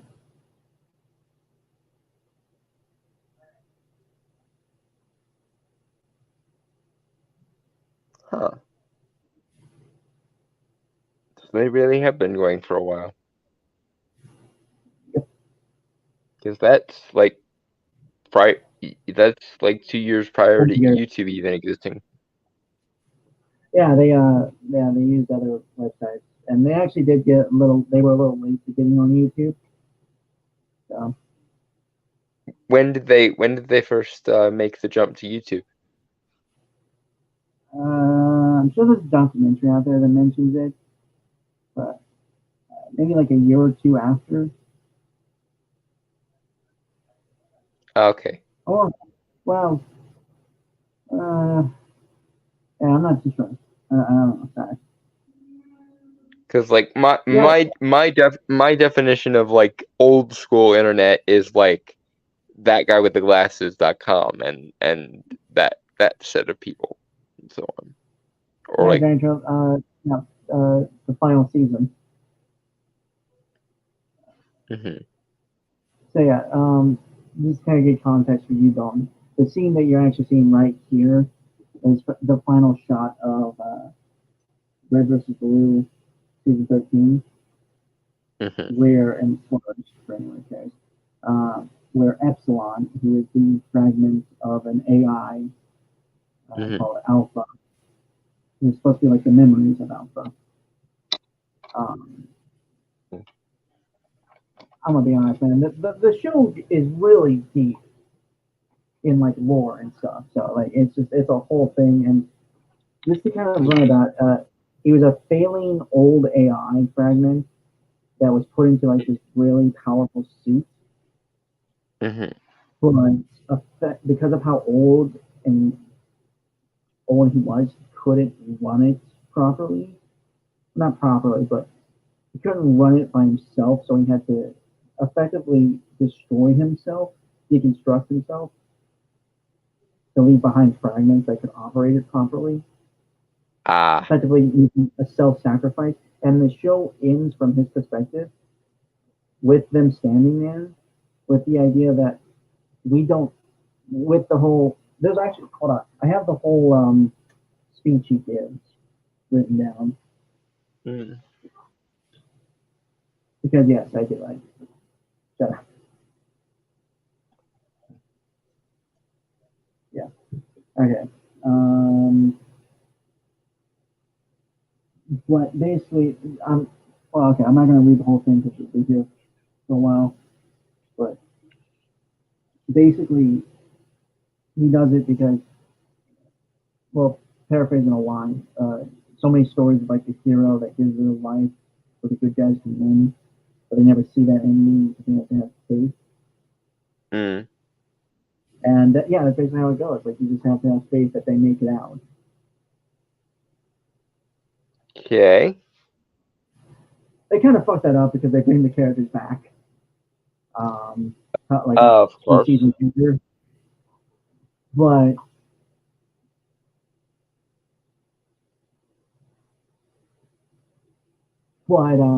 yeah, it was really good. I was crying like a bitch when I first saw it, like when it first came out. Neat. Like full on tears, man. That's how much it got me. Keep in mind, this was like I don't know, 13 or 14. So I was a teenager, like starting my teens actually. So.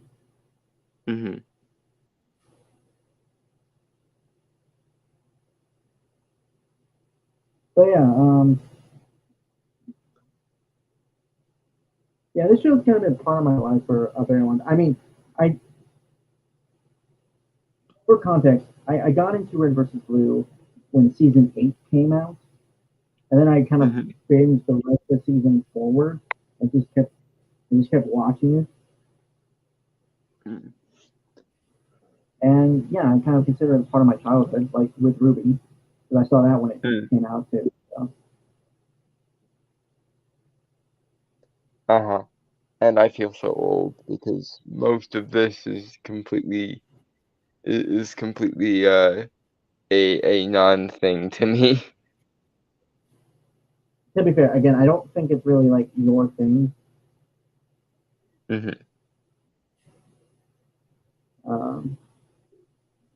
Anyway, we're only at 20 seconds, and this is a 4.5 minute video. So. Oh boy, Blue Nana.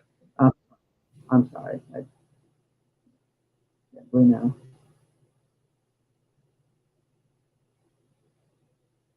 These parameters. Acknowledged.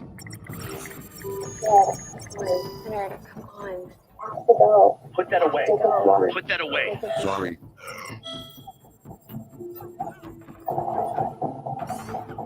Give me simulation indigo 74, but add in 30% personnel loss, and then run. So I do also want to point this out, just because it was stated. Effectively, this is retconning everything that happened after season 13. So basically, them looking at everything they did wrong and going mulligan. Yeah, but apparently Church, who that's what, and also point this out, like a little bit of backstory. Alpha, or Leonard Church, the AI, was based off a guy named Dr. Leonard Church, who unfortunately lost his wife, Allison, in battle, like lost her to war and stuff.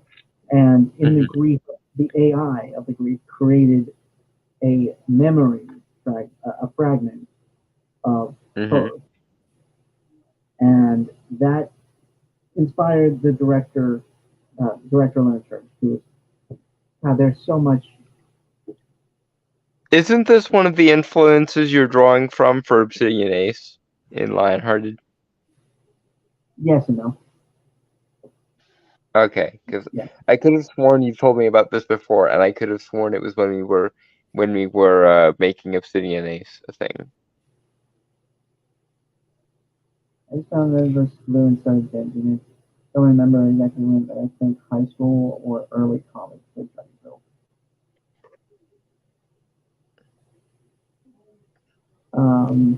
But yeah,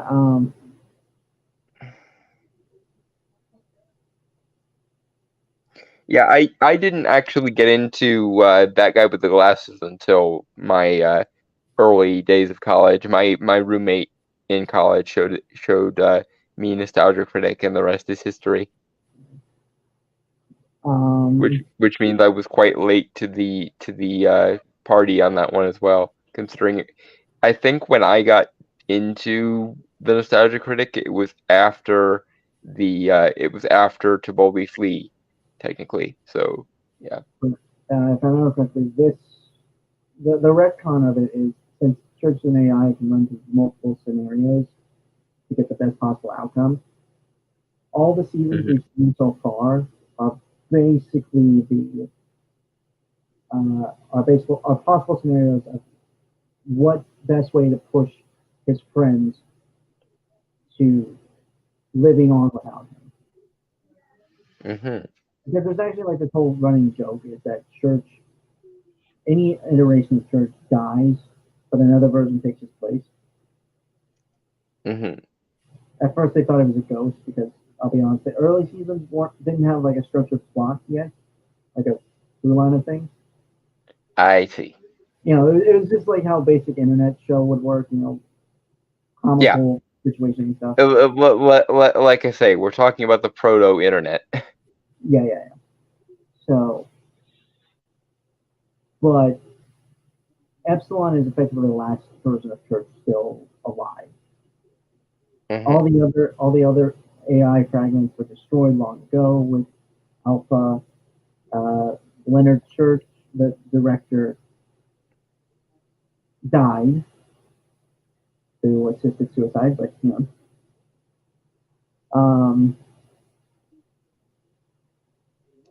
So yeah. Are the fragments ever going to be reincorporated into some kind of new version of? Oh no, they were destroyed by an EMP. Oh well. Yeah. Bugger. Yeah, they died long ago, man. They're gone. And any AI fragments you see here are just memories of what Epsilon knows of them. Like, it's basically just talking to himself. Mm-hmm. Yeah.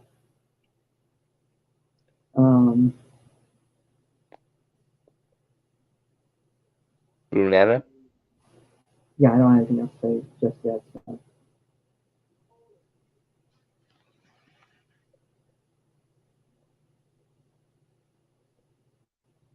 Recursively up to 90% in whole units. On it.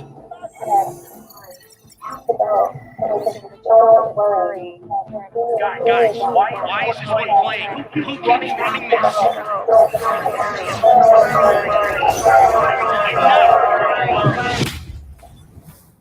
So that video, just in case we're wondering, was the video of the actual Allison who died. Here's actually the really fucked up part about like the AI who's known as Tex, who fakes off Leonard's wife. Because of Leonard's wife dying, that's all she was remembered as. So the AI was designed to fail in their goal. Like that is their purpose, is to fail constantly. No matter what they're doing, no matter how hard they fight. I'm paraphrasing the actual show here. Just when the goal is within her reach, it gets yanked away from her. Damn. Yes. And this show used to be this show was a comedy, first and foremost, I might add. That is some very dark bullshit for a comedy. I mean, to be fair, it can do drama. Like, when it does drama well, at least, and not manufactured or bullshit like that, it does it fucking well, man. Like I said, Mhm. this show has gotten more emotional responses from me than anything I've seen in the last, like, 5 years in terms of media. Tragedy, but never mind. Blue Banana.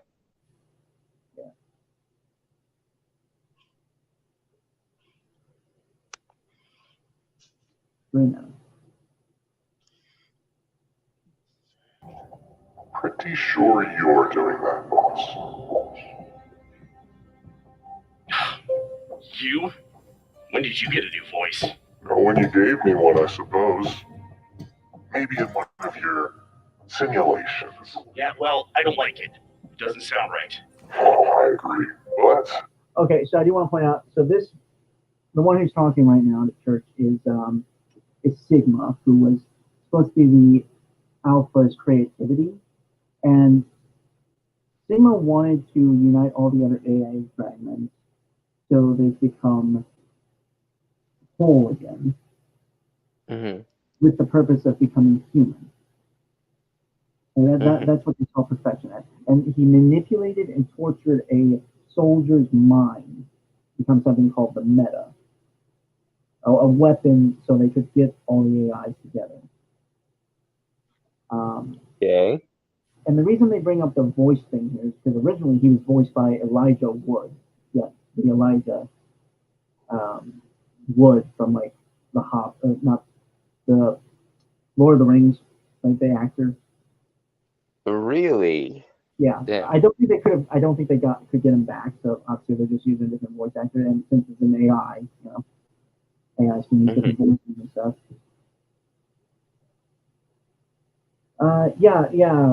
Giant Troll. He was the AI in the meta, yeah, and the meta was this soldier. Like I said, soldier who got manipulated by the AI and kind of brainwashed and stuff. Mm-hmm. This seems remarkably complicated, and I'm sorry to keep bringing this up, but it's interesting that this comes from roughly the same sort of proto-internet era as like that guy with the glasses. It's funny, people bitch and complain about how complicated Linkara's lore gets in his show, but this show exists. To be And fair, yet, it does seem more straightforward when you actually watch the show itself. I think I'm explaining it in like kind of a when something needs to be explained pops up, I explain it. Mm-hmm. But when you watch the show, it does come off more straightforward. So. It's just I'm just remarking on the fact that people complain that Linkara even does storyline segments, and he's been going for since 2007 now, which is like what, 18 years? And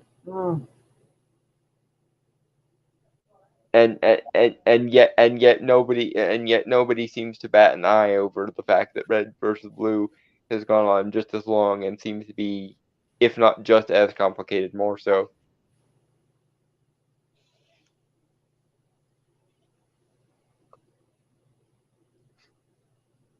I don't really have a stake in that, so. No, I know. I'm being an old fag and remarking on the similarities between two different proto-internet sort of IPs.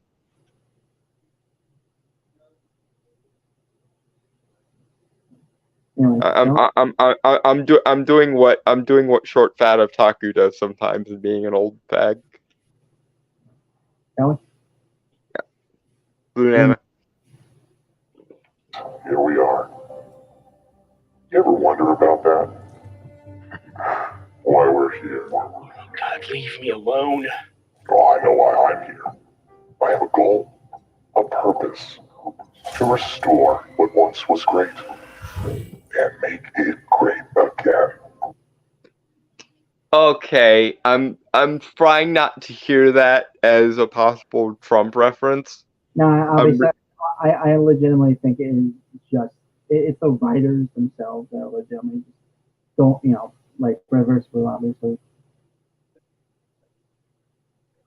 Like I said, this character's supposed to be semi-villainous, and they're making him use the phrase "make X great again," and I'm trying not to hear it as a meta reference, but I am not succeeding. Well, Don, if you're looking at meta again, I'm looking at if I am looking at the meta reference, it's not Trump. It is legitimately the writer saying, make, giving one more good story of Red versus Blue before they end it. Yeah, but from what you've described, this character's supposed to be at least semi-villainous, so that's why I couldn't unhear it. I honestly think you're reaching, to be fair. Okay, Dragon Turtle, you know Red versus Blue. Am I completely pulling this out of my ass? Because I literally did just hear about this summarized, so I might be pulling something out of my ass. But a former villain using the phrase "make X great again," I'm trying not to hear it as a meta reference, but I'm not succeeding. That can be a problem.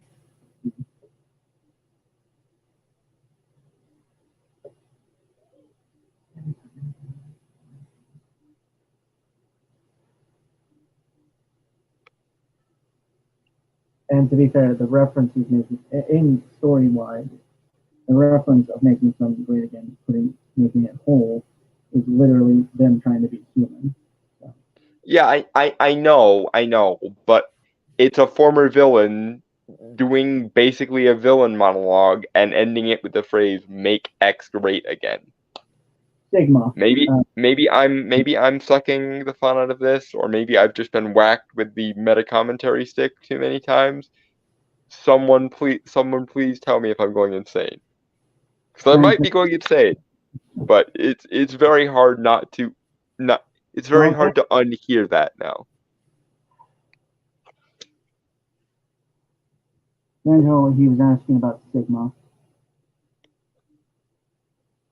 the AI.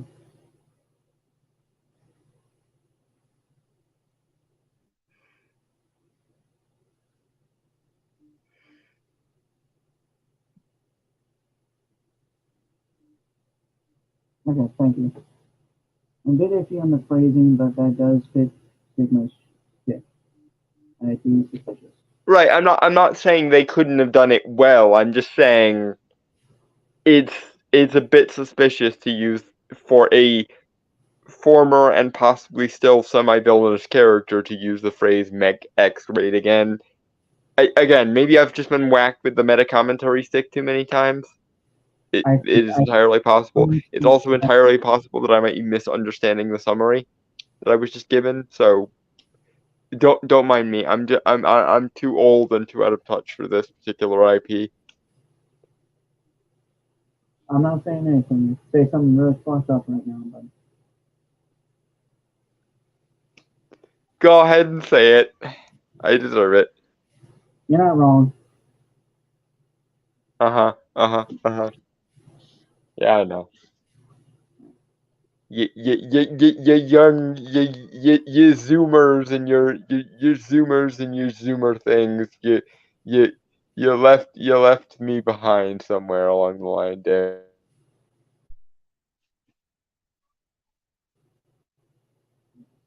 Anyway.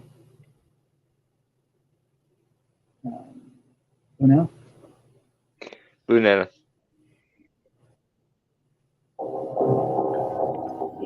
The Alpha.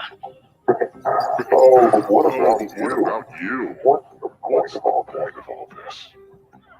I just need to prepare them. If they're going to survive this, they need to be ready for what's next. You really think this is possible? Well, Yeah, see, again, it was really the more commentary of like the season itself, obviously retconning like everything else to be a simulation and stuff.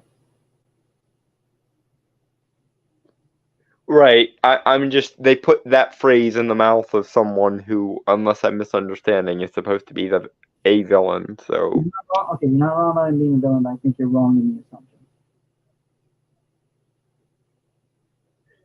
again, it's possible I've just been whacked with the meta commentary stick too many times. But when you put a line as on the nose as that in the mouth of a villain, it's very hard not to hear it as "tee hee, we're being clever."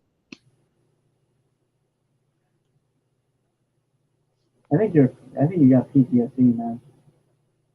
Again, it is entirely possible I've been whacked with the meta commentary stick too many times. And if that be the case, I refer you to my I'm too old and too out of touch to get this position. But yeah, I like how it is making mention that I like the framing device of it because it's saying like those things technically did happen like the season before, but obviously they're simulations to see again.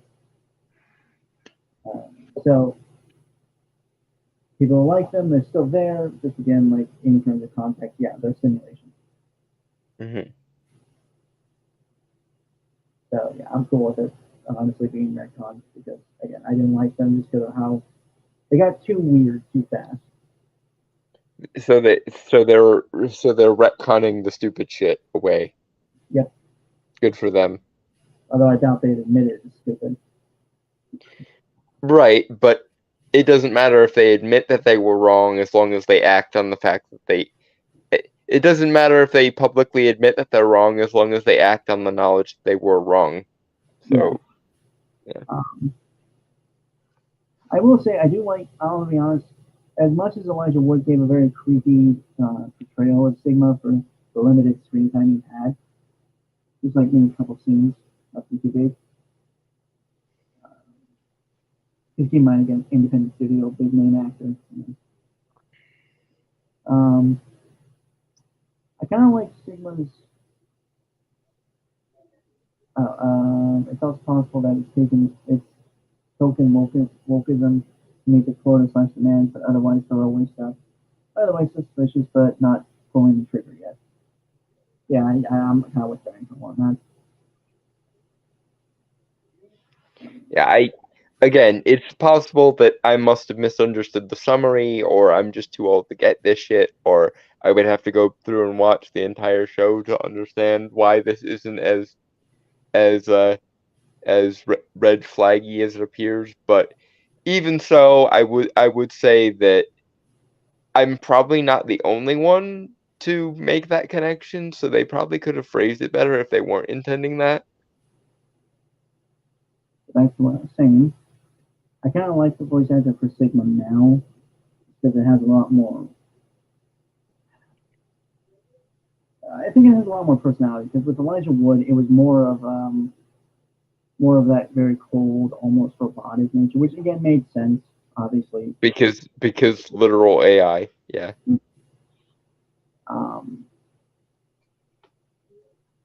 But because this is also a memory, like from Epsilon, who is a more expressive and it's not the original Sigma, so again that also makes sense. Mm-hmm. And it is technically a part of this church or Epsilon. It kind of makes it has a lot more personality to him. Mm-hmm.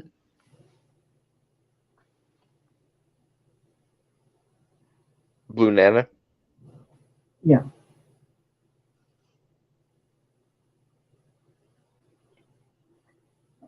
I also want to point out, so they're making mention of Zero, which was a more recent season before this one, which a lot of people didn't like for a bunch of different reasons. Just tonally, it didn't make sense with the lore of Red versus Blue. Too much. Like literally, I think there was one episode that was just action scenes.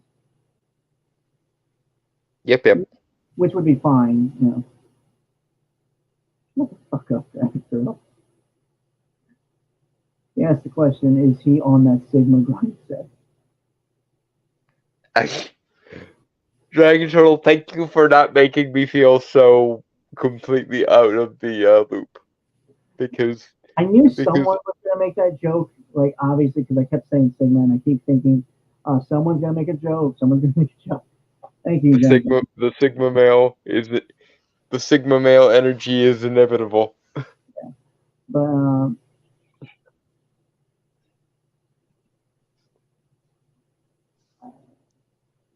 I again, the issues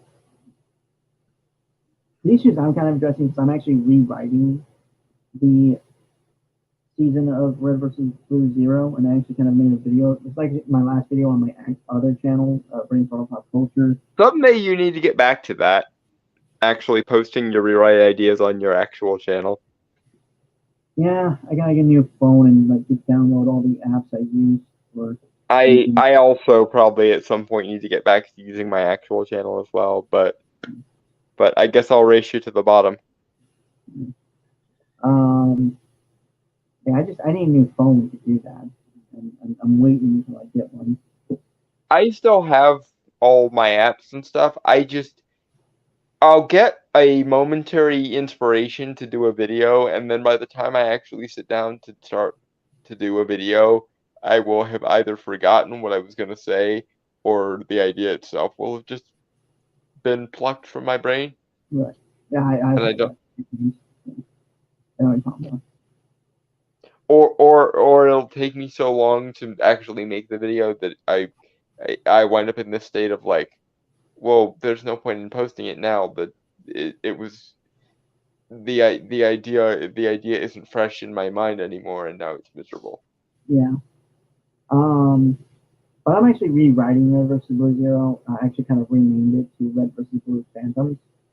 And actually kind of, there's also a reason why I haven't posted anything like that. It kind of inspired me to make like, I'm basically going to write an entire fan fiction, like 5 seasons worth of fan fiction for Shatter Squad, because I think they were cool characters.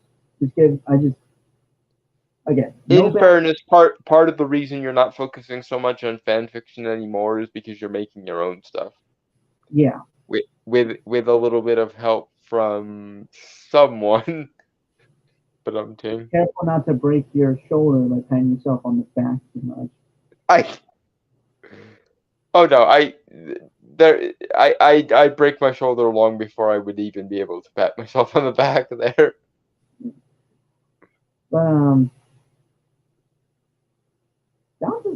honestly, this is the first time I've been excited for something from Rooster Teeth in a while. Ruby did nothing. And I probably would care more if I knew anything about this other than what Brainstormer just exposited to me. So, don't take my empathy as a disparagement of the material. I don't know what this is really. Yeah, that's fair. Honestly, I would say it's kind of a niche thing in some ways. Well, I mean, all things I enjoy are niche things on some level, but this just like I get that it's an artifact of sort of proto-internet times, but like I didn't get in on the ground floor of this, and I didn't even get into it late. Like I got into that guy with the glasses, so like this is literally the first time I'm hearing anything about this IP. Yeah, again, I'm not gonna blame you on that. It's just like, again, I also know it's not like your thing. So. Yeah, right now I'm mostly just feeling like a very confused boomer, and it's been a while since I've been out of the loop enough to feel like a confused boomer, but yeah, I'm feeling like a very confused boomer. Millennial. And I'm not even a boomer. I'm a very late stage millennial actually, but I feel like a boomer right now. Yeah. Anyway. Banana. Yeah, only 2 minutes.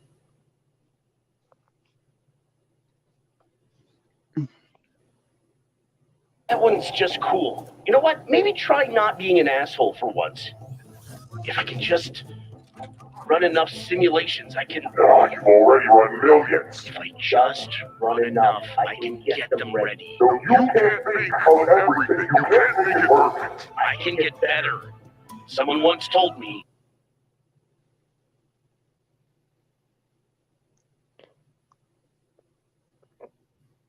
I mean, I get the motivation of like he feels the need to fix everything, and there just is no way for it to be fixed. That's a very relatable. If nothing else, I can say that's a very relatable impulse of like, if I can just do it all right, if I can dot every I and cross every T, then it'll all be fine. It'll all be wonderful. I get, if nothing else, then I found something to relate to in this. Yeah. Again, that is the voice of Church is also the creator of Red vs. Blue. So I feel Well, like there's good for him then. Yeah, Bernie Burns. That name is badass, and it feels like it should be a comic book superhero name or something. I mean, he started everything, like with Bruce Lee and stuff. I mean, he did step down, but you know, again, I can understand like trying to want to live a life with his family and stuff. So. Mm-hmm. But coming back to finish this series off that you helped start, and that they just started everything with you, yeah. Mm-hmm. Like if you actually pay attention, I think you can hear it in his voice, just like how much how much effort he put into this. I am wondering how much this motivation is somewhat autobiographical, because it feels like something that someone like this, a creative type, would say, and I can say that because I have been there and I have done that. Yeah. Anyway. Going? Brunetta. Better can be good enough. And I have time. Time means something different to me now. But you're forgetting something, aren't you? Oh, you can feel it, something right at the edges of your mind. A lost... Okay, yeah, fair enough. This is relatable. Well done, creator. You managed to make me go from bored to relating in like the space of 20 seconds. So good for you. Lore-wise, actually, someone made a fan theory of this. Like, the lost memory that's being referred to right now is a memory of Tex, which he had actually let go of sometime prior in the series. Like, he was trapped in a simulation of his own as well, to try and find another copy of Tex he made, like Epsilon, not Alpha. And when he finally made peace and just kind of accepted that, you know, he's what they had, but you know, gone now. He let her go. You know, stop holding on to that memory. And the words he said was, "No, I'm not going to say I love you. I'm going to say I forgive you." And damn it, if I didn't fucking tear up at that shit.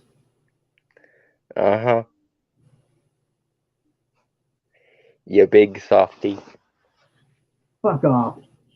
Just because I can be an asshole doesn't mean I don't have a fucking heart. Again, I feel compelled to inform you as your friend that you really do have the Punisher's backstory and Superman's moral compass. But again, that is just a theory that was posited. So I don't know if it is, but if it is, cool. Either way, I think it's really interesting. And again, like if you're like fans, this is just really epic. And like it really gets you like kind of wanting to see what happens next. So anyway. Lunella? Lunella.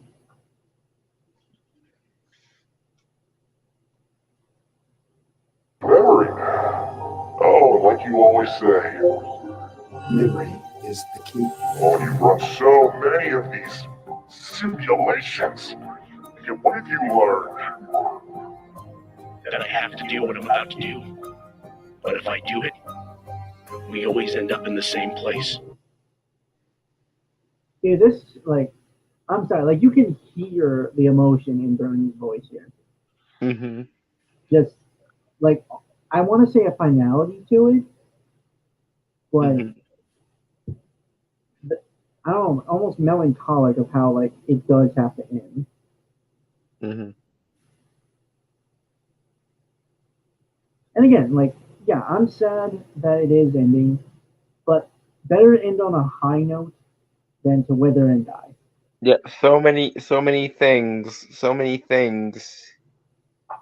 crumble at the end, and like I was just saying earlier, there is nothing that pisses me off more than something truly great that has a terrible ending. Yeah. And this legitimately feels like they're putting their all in on such a grand, end. Mm-hmm. And I have major respect and deeply inspired by that. Mm. Am I going to be sad that it's over? Yeah, but I mean, I've had like 20 years of this. All's well that ends well, as they say. Yeah. And as a corollary, something that doesn't end well is shit, unfortunately. Mm-hmm. Banana? Banana. That's right.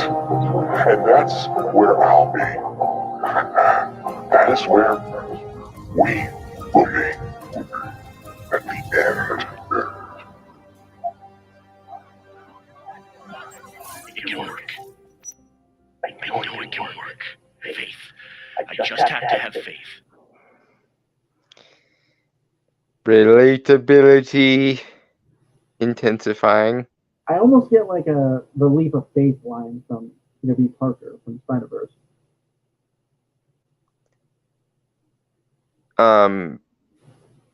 Sadly enough, and I hate myself for this, but I was thinking of Wally's line to Kent Nelson in the Dr. Fate episode of Young Justice. And once again, it should be noted that I hate Young Justice's take on Dr. Fate, but it did remind me of that. Mm-hmm.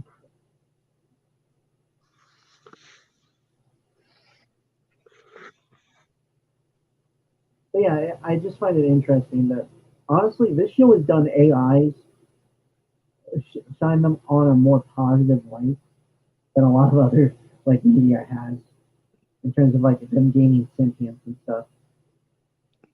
Yep. Yeah, Isaac Asimov would probably be proud. I also find it hilarious. I find it deeply ironic that AI, a thing made of ones and zeros, talks about having faith. Well, I mean, what's the difference between a soul made of life energy and a soul made of electricity? I suppose. Well, obviously not faith in higher power, more faith in his friends making it out without him. Right, but still, like, yeah.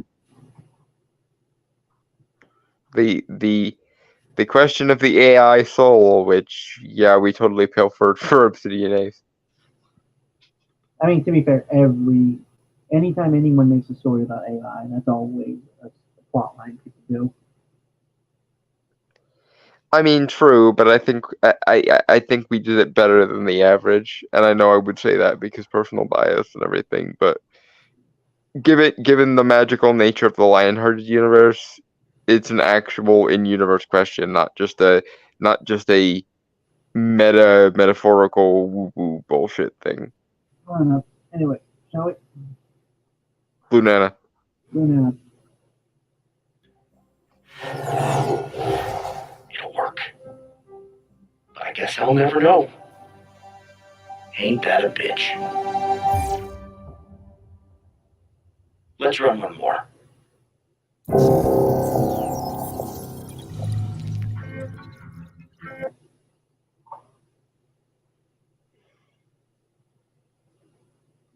I'm here for it.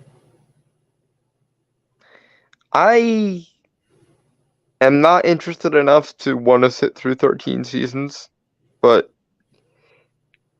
To be It- fair, I think you only need to watch, like, given this, because it's set, like, after season 13, seasons 11 to 13 would make the most sense. But if you, like, want a full encapsulation of the characters, and, like, yeah, like, all of them, but... yeah, like I'm actually like I'm not interested yet, but I think there might be something interesting here, which is more than I can say when I sit down to watch this. So fine. Got another minute left, so, no. Banana. Whatever.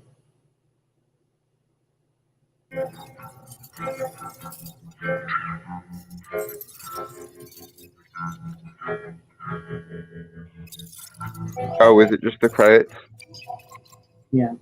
We can probably skip then. Unless you want to do the credits. To be fair, I was trying to make sure there wasn't anything else. Nope, we're good. Okay.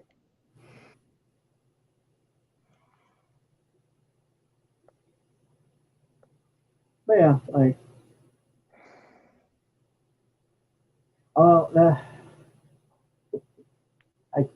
I'm kind of expecting it to be behind a paywall for a while, like on the Rooster Teeth website or something. Mm-hmm. So I don't know. Mm-hmm. Yeah, I'm obviously interested in it because I'm a Red vs. Blue fan. Maybe someday when I'm bored and don't have anything else to watch, I might tumble down the Red versus Blue rabbit hole. You do realize that sounds both patronizing and insulting, right? I'm sorry, but it's 13 seasons of a show. It's a lot. I agree. I agree. Granted, the earlier seasons are very short. Like, I think even the first season is only like 7 episodes, and most of them are like 5 minutes long. A web show, you know. Okay, well then that might make it a little easier for me to get through, but still, it'll be a while. I want to at least get your opinion on the finale before I dive down into it, because if it ends horribly, I'm not going to subject myself to it just to have it be ripped away all of a sudden. To be fully honest, the first 5 seasons are like, well, they got interesting things in them. I don't necessarily think I don't know. It's complicated because the first 5 seasons are very much just they were throwing things at the wall and see what the fuck stuck. It seems a little bit like DBZ Abridged before they got to Namek. When they got to Namek is when things really started to like form their own thing. But prior to Namek, it was a little bit iffy. Yeah, Grand Control explains it best. Starts out far more comedic and some seriousness later, but still it's funny. Yeah. Okay, so it's like I say, it's like DBZ Abridged. Yeah. Everything before Namek is somewhat iffy, but as soon as they get to Namek, it all of a sudden becomes a better dub than like all of the English dub prior to it. In the early seasons, there's a character Tucker, who is a massive pervert. Like that is literally one of his most defining characteristics as a character. Gets knocked up by an alien and has an alien baby. Mm-hmm. Like you do. Yep. Has a cool alien sword though, which actually is just a laser key. So.